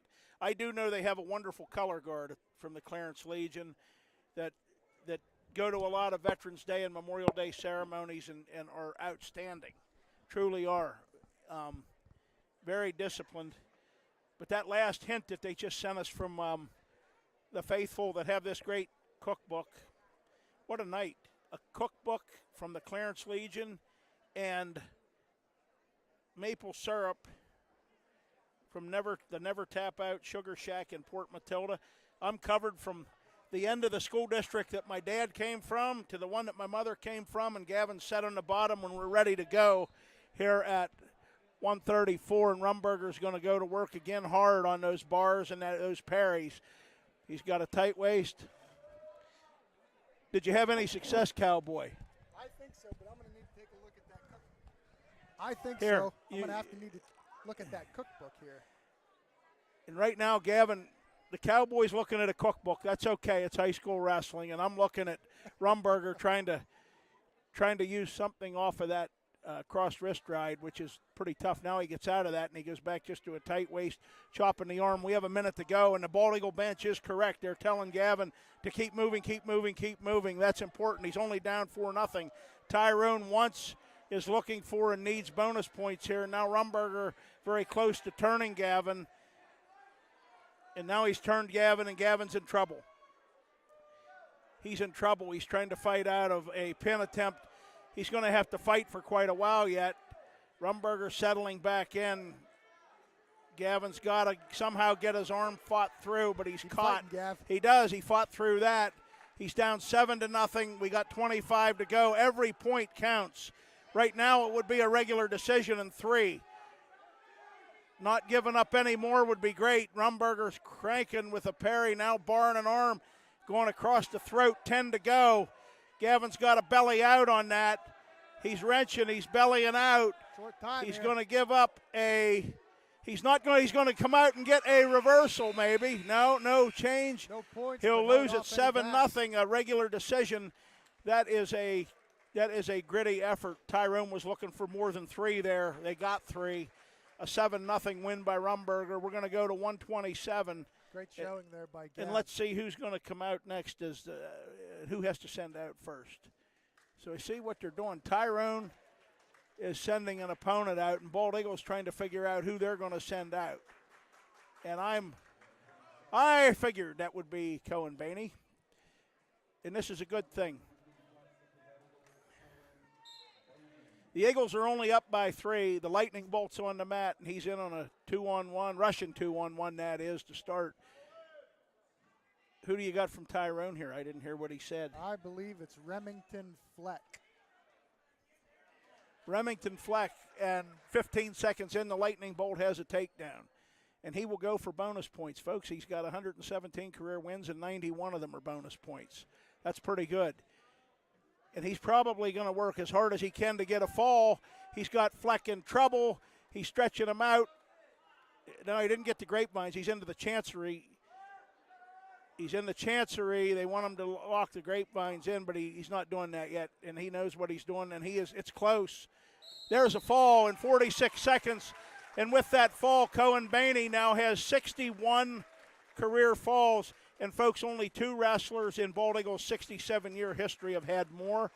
And one of them is Quentin Wright. I told Quentin before the match when Cohen got his next fall, he would be only behind Quentin Wright and Joel Yoder. And Quentin himself said that was quite a feat. And now they're going to forfeit to Connor Maney. And the Eagles are up 27-12. And now at 139, this is going to be interesting. Who's this from Tyrone? This looks like Lucas Wood. Lucas Walk, yes. That's definitely a walk. So Lucas Walk was a, state qualifier or regional qualifier? He beat Jeffrey Pfeiffer a year ago. So, folks, this Tyrone kid's good. I think he beat Jeffrey, had a couple wins over him, and they were wild ones, and then he won a very close bout in the bout that I think kept Jeffrey from advancing in the postseason, or no? We're looking here. Did not make it to states last year. Took 8th at the region. Right now, Alex Sorovic, who made a great account of himself, I thought, at the Big 7 tournament. He was a second entry, a non-scoring entry, and he beat an El Tuna opponent 12-5, and the kid had wrestled at not one, but had wrestled in 70 career varsity bouts. I told the coaching staff the best wrestled match for Bald Eagle was his quarterfinal match. Yeah, Yeah, that was really impressive. And then he pinned a kid from Shikellamy in the Concy semis. He wasn't even supposed to be in a varsity competitor, and he ended up fourth. And now Walk, though, very seasoned. And Alex just back in the sport last year after 5 years away. And Alex's dad was a one-time assistant coach at Tyrone. Really? Did you know that, Cowboy? I did not know that. Yeah, Dave Sorovic, a Bald Eagle great from the class of '97, coached with Blair Packer. Tyrone's had several Bald Eagle graduates as head coaches, and Blair Packer was Bald Eagle's. Alex Sorovic won't back. I don't even know that he knows that this guy was in the regionals last year, and nor does he care. He probably doesn't care. And he has grown a lot physically since last year. And I keep saying, next year I'm really anxious to see what he looks like come football season. I don't think he's going to ever see 139 on a wrestling mat again after this year. I hope not. Right now he is. We kind of expect to see him in the varsity lineup next year. Well, in wrestling. Yes. Well, yeah, I expect to too from the conversations we had earlier today. He's scoreless with Lucas Walk, and that's no matter how this one ends up, I'm impressed with this first period. Oh yeah. This guy had a win against Jeffrey last year. Yep. I mean, that's what I'm telling you, and that's Alex Sorovic, who's wrestled. This is his 9th varsity bout of the year. Cowboy, did you dig through that book and give them an answer at the Clarence Legion? We think our new guest is Anita Hahn. Yeah, that was like the 4th name they mentioned. That was the 4th name down there. Well, so she was a 4th-round draft choice of the poll that we took, and now walks in on a shot, and he lifts. We'll have to see if we're and right. He brings Alex to the mat, and there's the first score, a takedown, and Walk's tough. He is tough on top, left arm tight waist. It's 27-12. BEA.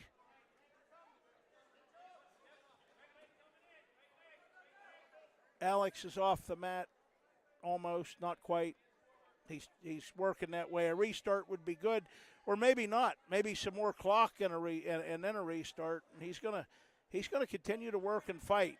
Those body position, those experience of being off the mat for a lot of years. Mm-hmm. You know, you can turn the wrong way against a guy like Walk, and you don't get a second chance to do that.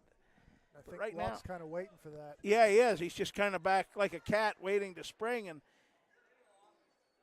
Alex is doing fine out here right now. He's down 2-0 against a returning regional qualifier. It sounds like we finally got it. That we got it right. Oh, geez. Well, I'm not giving the cookbook back. It's nice. I know right where it's going to be on the shelf on Main Street in Howard.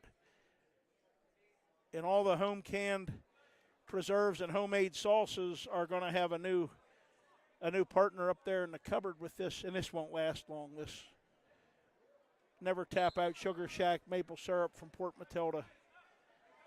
And there it comes. Thanks to Jack Woodring for that. And here comes the restart. Now, Alex again. Now here Walk's thinking. Walk's a little bit frustrated here with how this is going. I think he is. And what I'm seeing here, Cowboy. Jeffrey beat him 3 times last year. Yeah, he beat him 3 times and then lost to him. Okay. Right? I was remembering the wins. But yes, he did end up losing to him. Yeah, and that was a huge. That was a loss at regionals. Yes. Yeah. Yep. Look at this. Alex Sorovic is fighting and fighting and fighting, and look, folks, he got took. Got the one. He gets one. This guy got pinned in the 3rd period by Griffin Walliser, Central Mountains returning state place winner on Saturday at 145, but he took Walliser down once. Down. Now look, he's got Walls on the ropes. Yeah, you will see him. He will be heard from on the mats, and I don't know yet about this year, but he will be heard from before he leaves Wingate in the Rhodes Arena, and he will be heard from on the football field. I saw that with his special teams play this year.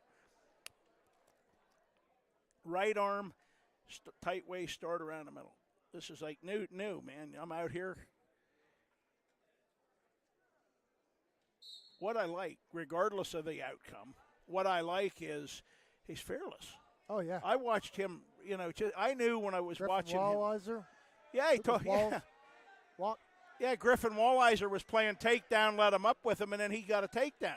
Now Lucas Walk is out and in on a nice shot. And that mat experience and that savvy, he's going forward. Alex doing okay. He's down 5-1 with a minute and a half to go in the bout against a guy who was that's a three-quarter Nelson there, Cowboy. When those guys out down here in the Bald Eagle bench need to take a look at that. When they're over there screaming three-quarter, they're yelling at a quarter Nelson. What Walk was trying to hook up there, when you reach up under and you lock the head, it almost looks like a full Nelson, but it's not. You lace the near leg. That is, and now it's 5-2. That's a three-quarter Nelson. We have a minute 15 to go. Another shot look at this. Alex Sarovic will spin. And the Tyrone fans have a regional qualifier. They're thrilled with that. Yeah, that was a great flurry. But Alex Sarovic is fighting a guy in his third varsity bout. Or not his third varsity bout, his ninth varsity bout. He's wrestled in exhibition bouts this year. Yeah. Again, I'm really pleased with this. Yeah, that's good. I like that. Yeah, so the Maverick, the Top Gun himself, just said we finally got it. Took us 4 guesses, but we finally got it. And now, come on, Alex. Good. Keep working. Feet. Keep fighting. It's 7-3.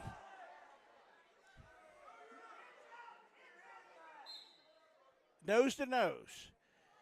Alex Sarovic, a terrific effort. Again, I say regardless of the outcome, Walk's a big move guy. Right. Very smooth, very polished. Alex Sarovic boring forward. There's 40 seconds to go. He made the most of his opportunity on Saturday, and he was in a non-point scoring role. Here, he's a half a minute to go. This guy from Tyrone, folks, is very, very good. I'm telling you. He was about away from going to Hershey a year ago, and Alex was a JV a year ago he was on the junior high team a year ago. And there's a takedown, and Alex Sarovic is going to fight and scrap and come up on top, and it's over. And Walk will squeeze out enough of a near fall to get a major, and oh my. If you're Tyrone there, you had to be thinking 6 points. And if you're Quentin Wright, you had to maybe be thinking 6 in the first period. And Alex Sarovic had none of that. And now here's Mason Reese, who's been on a tear. Does Tyrone have somebody coming after? A forfeit. Mason Reese Mason Reese has been on fire, Cowboy. He's now got 15 wins on the year, and 11 of them are falls.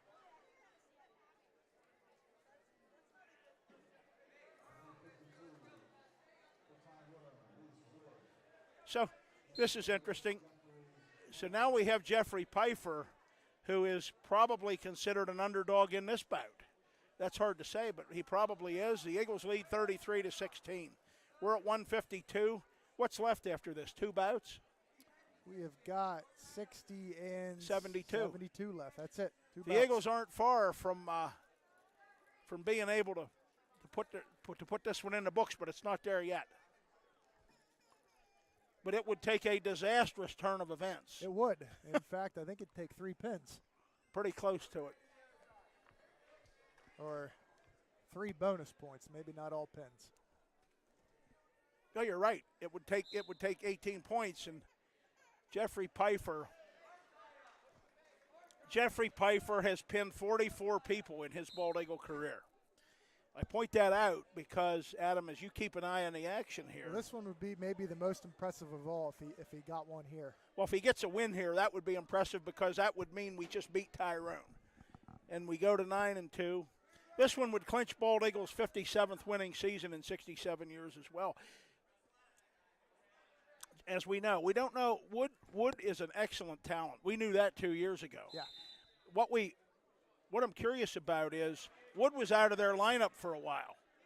And I'm wondering. Yeah, Wood's only 1-2 in the year, so well, he's obviously been going through some injuries. Yeah, he's been out for, I don't know, for various periods of quite a length of time, and I'm wondering if he's maintained good conditioning in that time.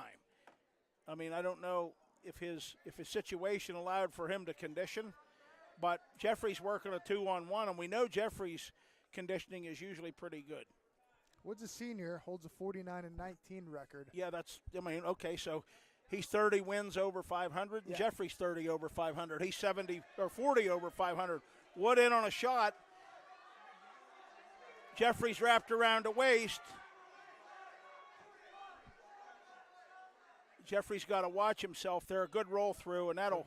Now Jeffrey was in position there. Almost got the leg in and picked up 2 at him after he rolled through. Wood defers, Jeffrey's going to take down. We know from if this is the guy we saw the last 2 years, he likes to use the legs and the cross body rides. So Jeffrey's going to have to step up and take away those leverage moves. As I say that, he doesn't put a leg in. He tries a half, and he's locked around the gut. And Jeffrey tries a short side, tried to wing roll. Wood right now has stopped that, and he's back up on top, and he throws another half in on the right, and Jeffrey turns into it. Jeffrey doesn't mind being there a lot of times. There come the legs. That's what I've seen Wood do. Jeffrey's going to swim, try to pull his head under, and he just missed. But he will be patient, and he's going to keep trying to do that for a little while, Adam, if he can elevate. Sure. He's going to look.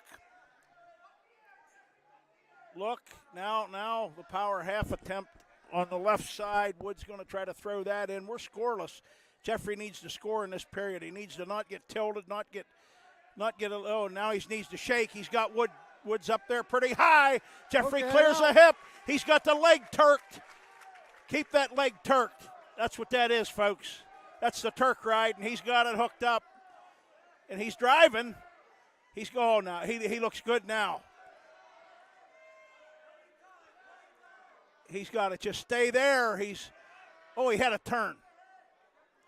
Got a 1 count. Now he's got a cradle hooked up. He's got one hooked up still. Does he have it hooked up? Oh, yeah. He's got it hooked. Wood's strong. Jeffrey's strong, too. Ooh. Wow! He's got it. Wow! Got it. Jeffrey Pfeiffer decks Reese Wood in 3:31. The Eagles have just beaten Tyrone. It's 39-16. That was his 45th career fall. And let me tell you, he just said goodbye to some guys. Jeffrey just walked off like, he pinned a good opponent. Yeah, he's done it 45 times now. Jeffrey Pfeiffer, we've had over 620 varsity wrestlers in our history, and only 15 have pinned more than him. He just left a logjam where he was tied up with David Close, Richard Taylor, Adam Fisher, Mark Fisher, Clint Shirk, and Aaron Varner. All those Eagle greats had 44. So did Jeffrey until about 2 minutes ago. He's got 45 of them, and he could make his way into the top 10, which would be incredible in Bald Eagles' all-time fall list. And here we have Gavin Bennett, who fights and scraps and battles, and he's got Weaver, right? Andrew Weaver. Andrew Weaver's very good, very polished, very good. Gavin Bennett fights hard every time. He was another one that I very impressed. He was in a non-scoring role on Saturday, and he battled. He had regular decision losses to Braylon Corder and Cole Wetzel of Shikellamy. Yep. They're great wrestlers. They're terrific. And he placed. This guy got a fall in the Big Seven and actually placed, and he wasn't even in a scoring role. He was a second entry for Bald Eagle. Weaver's tough, and Weaver has a 2-0 lead. Qualifier from last year. Regional qualifier. You know, a regional qualifier, and Gavin's out here tonight, and he'll battle. One thing about Gavin Bennett, I kept telling people, I think he's very strong. I noticed that in football season. You know, this is Gavin's 11th varsity bout. 11th time he's competed in the varsity. This year he's wrestled in 8 varsity bouts, and half of them were on Saturday. And right now, the Jacobs, he didn't hook the arm. That's kind of a modified Jacobs ride. Weaver, but Gavin and good strength and power. And I got a kick out of how he battled quarter till the final seconds in the quarterfinals on Saturday, and right now he's looking fine. Jeffrey Pfeiffer decked Reese Wood. Yeah, he did. And if you, yeah, he did. And if you look at Wood's career in PA wrestling, you said 49-19. Wood's very good. Yeah, we saw that. Wow. So Jeffrey Pfeiffer picked up career win 75 there, career pin 45, and he left 6 former Eagle greats, I think maybe 6, maybe 7 on that list. He left them behind on the list with 44. He's now got 45. And as he continues to climb that list, he's got to get a few more. Bryant Klontz had 49. That's where he's at next. But he's going to get a few more. Weaver escapes to start the second period. Weaver's in another nice shot. Now right into a Peterson combo. He doesn't have that hooked up, but he's in position to have.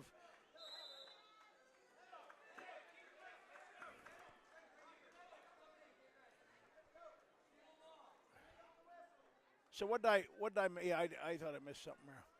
It's 5-0.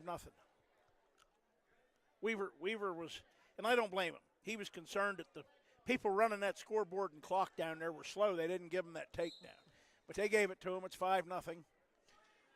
1:20 to go here in the second period. BEA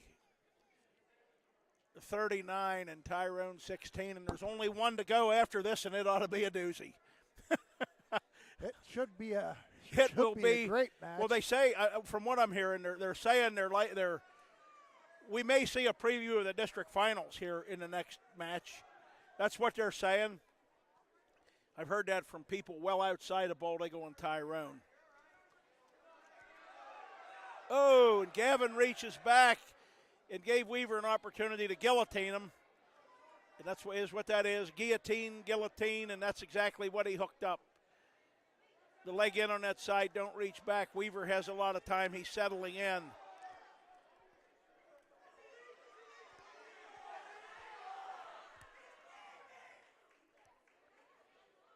Gavin Bennett, though, is strong and is coming out of that, giving up a 3-point near fall.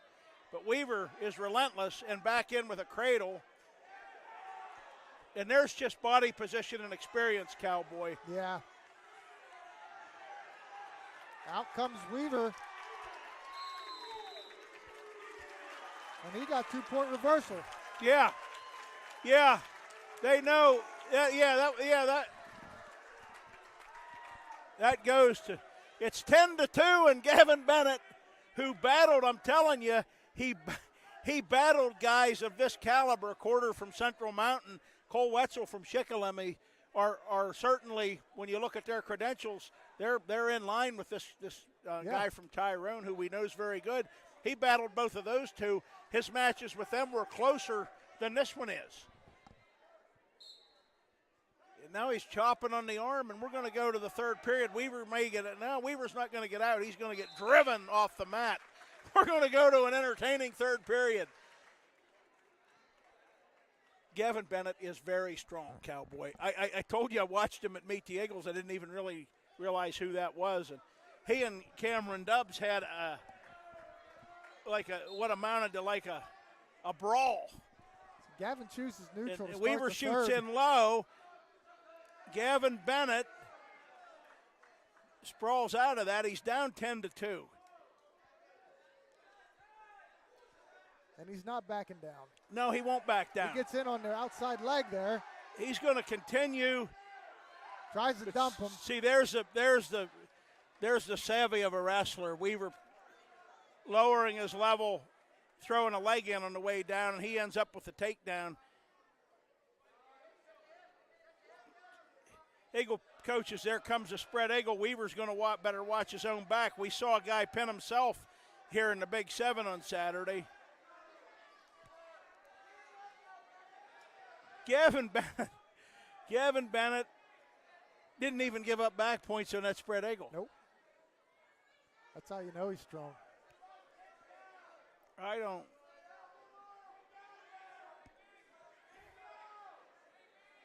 Well, now Weaver's thinking about a cradle. We're under a minute to go. It's 12-2.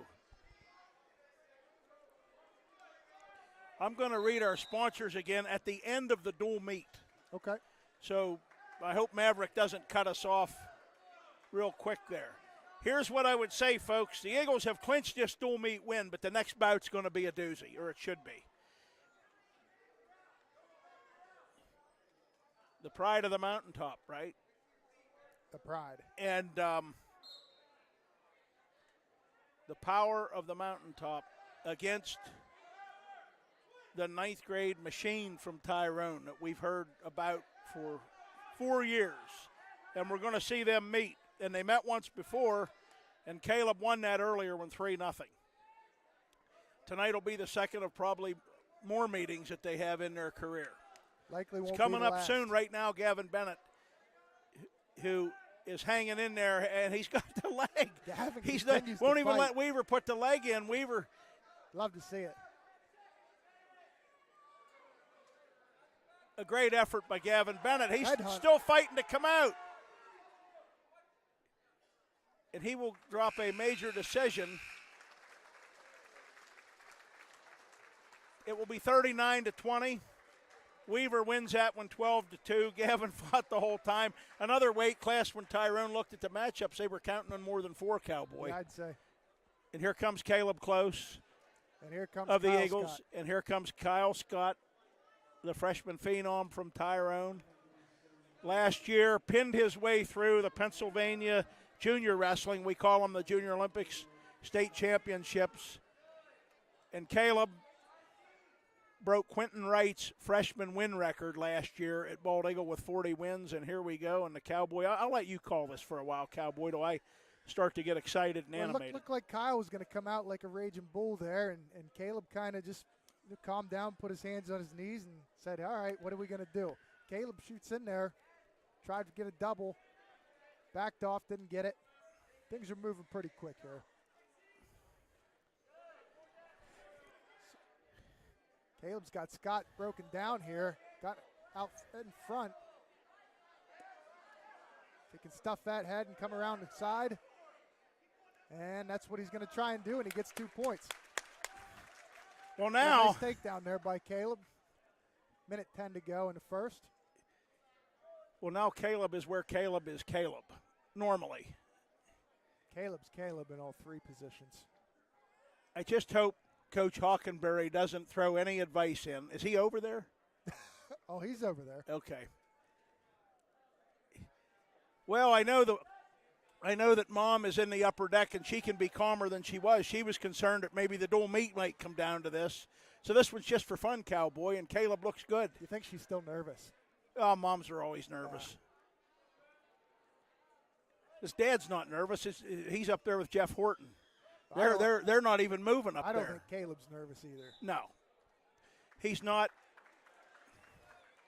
A minute 10 into it, and Caleb picks up a takedown. And there is now 25 seconds to go in the first. Caleb's done a good job on top. Maybe been comfortable on top. Yeah, they don't score on him very often. No, they don't. And he's got a lot of zeros. A lot of zeros. For his opponent's scores. Short time, 10 to go. Caleb's still pretty comfortable on top. If he stays healthy, he's going to leave here with a truckload of records. Yes, he is. And he's going to go somewhere and still be a competitor in this sport till he's well into his 20s if he wants to. If he wants to, he sure will. I remember watching the pictures of him working out with Gage McClanahan when Gage was a senior. And he was in like 7th grade. Yeah, Gage told us about him. Yeah, Gage told us. If Gage told us, then I knew we should listen, and we did. Right now, Caleb started on the bottom. He's got to get out of there. That leverage could be the difference as he's trying to just power up, and he's up, and he's on one leg. Scott trying to return him to the mat. And Caleb tried to set something up here maybe to get 2 instead of 1 because he'd prefer to be on top and not on his feet. Sure. Oh, yeah, see there, he was thinking he was getting out. No change. You know, one thing I like, I hadn't seen Scott wrestle before. Both of them have about the same emotion. 2 cautions here on Caleb. 2 cautions on him. That's okay. How many do you get? 1 more. 1 more and what? You lose a point. You give up a point. Yep. All right.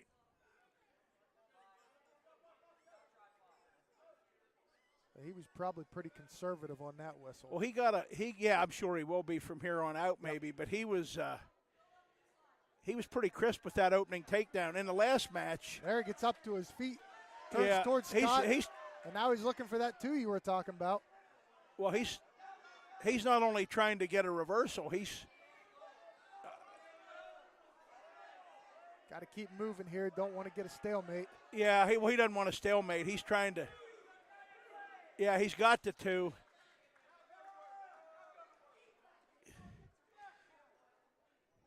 One of these fans wants back points over here. Yeah, I think.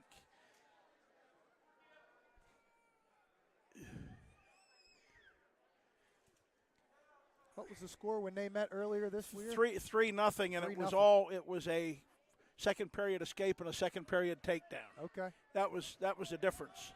So Caleb won 3-0 late last year in December. That was at the Trojan Wars. Okay. And they could meet again because these 2 teams are both in the Ultimate Warrior on Friday and Saturday. Yeah. They could meet in 3 days. And then they likely will meet again after that. Well, they say so, but Caleb looks good tonight. He does. So with this win, Bald Eagle fans, you should be prepared unless something really weird happens with the formula. So there he penalized him. So Caleb Close gave up a point for a caution. Yep. Kyle Scott, the freshman, is 19-4 on the year. Yeah.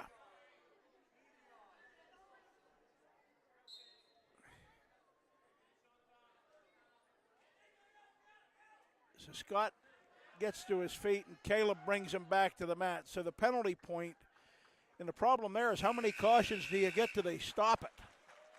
That I don't know. We don't even know that rule. We don't want to go there. We have 2 minutes left, and Caleb has a 4-1 lead. He looks over to Coach Wright, and Coach Wright tells him to take down because Coach Wright's looking for another caution. Yeah. So the key for Caleb Close is to not caution. Now Kyle Scott gets a caution. Now Kyle Scott gets cautioned. So 4 cautions between these 2, and they're the 2. We think they're the 2 best 172-pounders in District 6. Scott's to his feet. Caleb doesn't want to let him keep getting to his feet. Oh, maybe he does. But like you said, Caleb's going to be conservative on these restarts now. Sure. And you want to stay on the mat. You don't want a bunch of restarts. Yeah, right? anytime you give up cautions, you're going to be more conservative the next time you get a restart. Yeah. We've seen bouts in the state finals end on a caution. Now Caleb's got Scott broken down where he likes him. It's 4-1, 1:30 left in the third. And Caleb's on top trying to work a turn.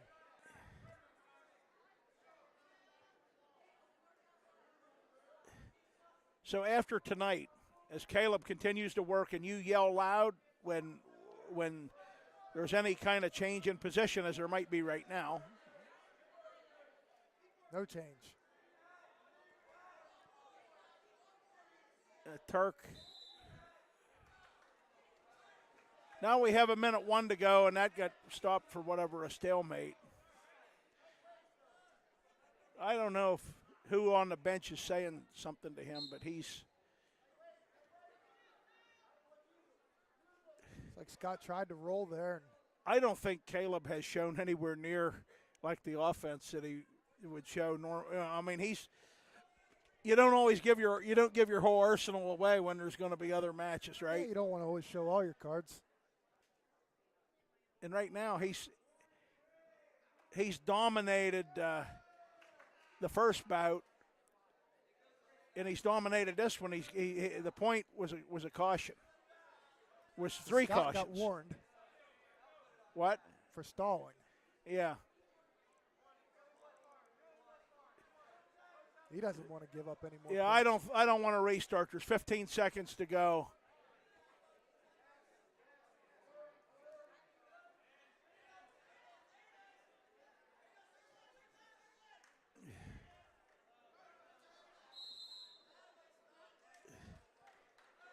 Scott gets an escape.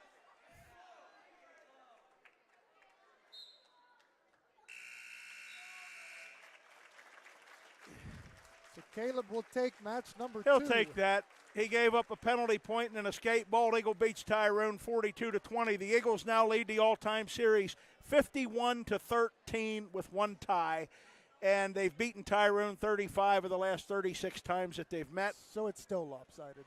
It's pretty lopsided. Now, for Bald Eagle fans, this win should have cemented either a third or fourth seed. We should not end up number one. We know we can't end up number one.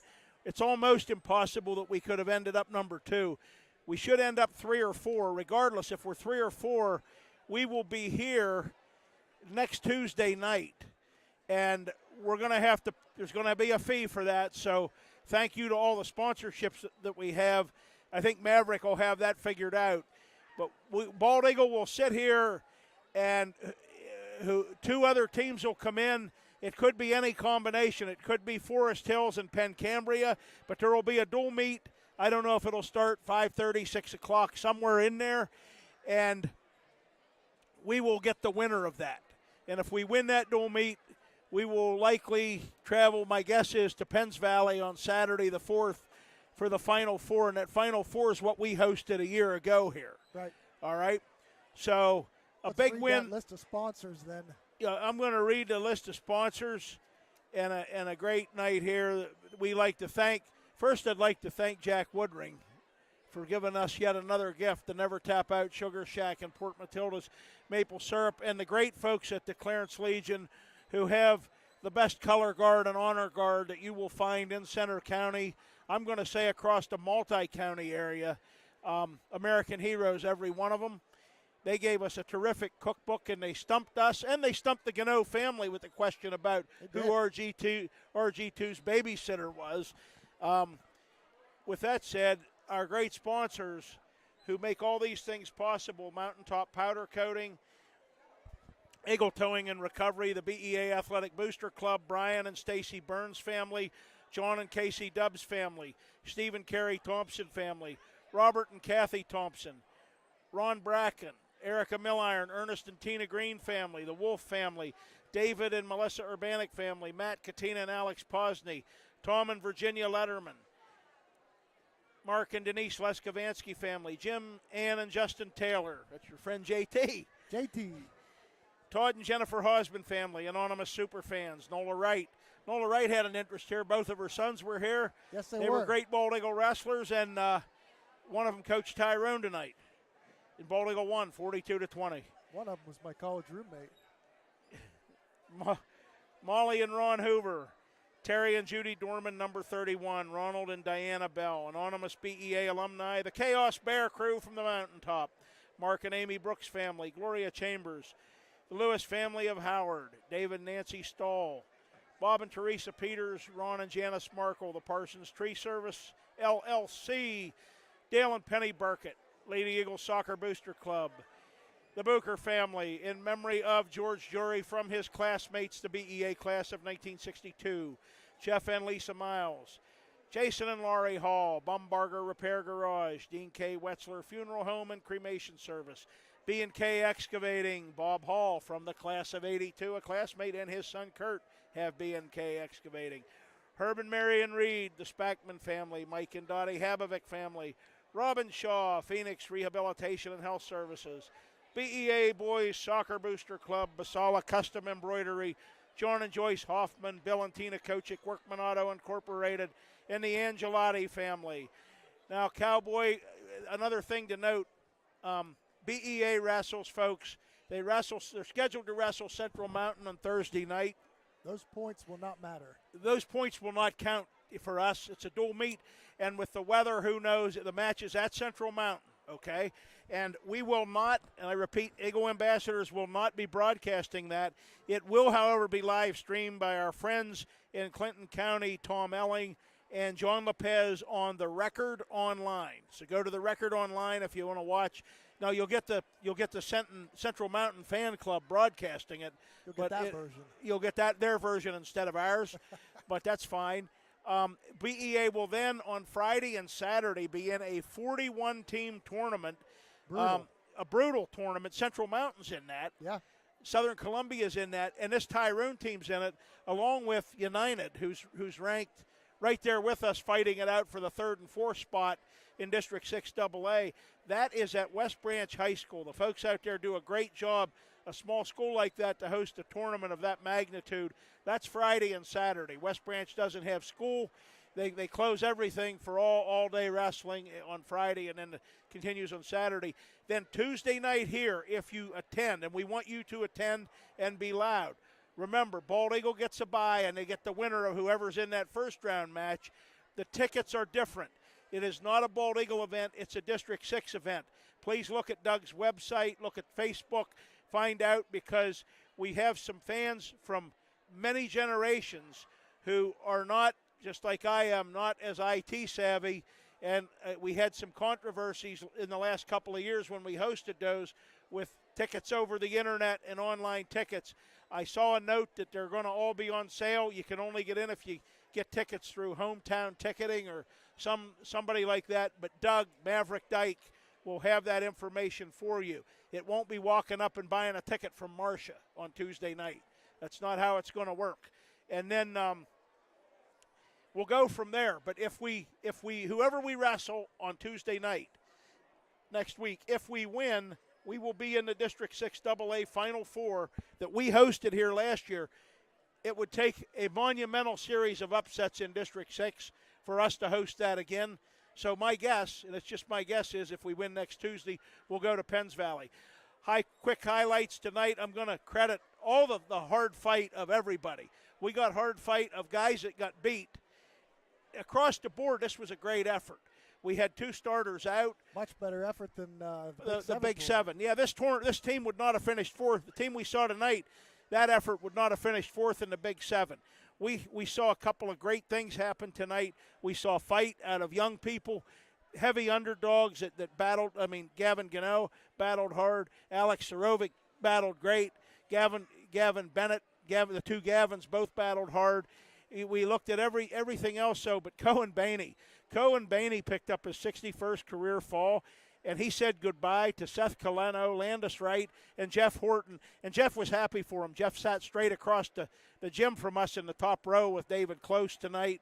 So Cohen Bainey has pinned more people than all but 2 wrestlers in Bald Eagle's 67-year history. He's not done pinning people. No. I'm just saying that's where he's at right now.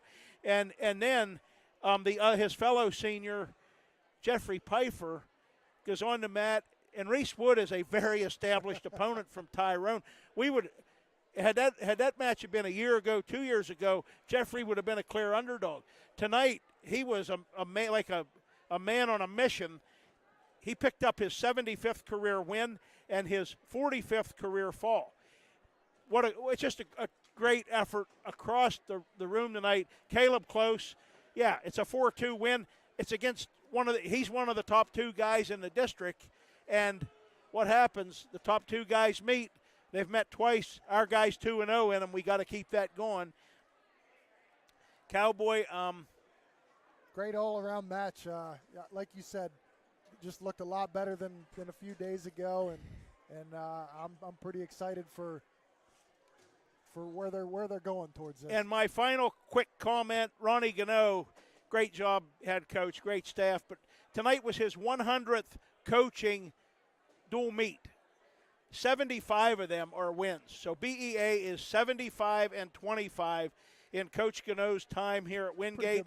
And only multi-time Hall of Fame legend Coach Dick Rhodes had more wins, and he was here many years.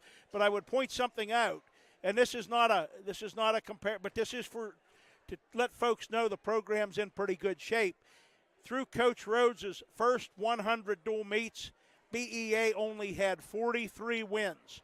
They had 3 winning seasons and 5 losing seasons in that period. 43 wins. They have 75 in Coach Gano's first 100 duels as a head coach. For the Cowboy Adam Day, this is Todd Warner. We plan to next be back online next Tuesday night when the Eagles will wrestle in this gym against an yet to be determined opponent that we need to beat to get to the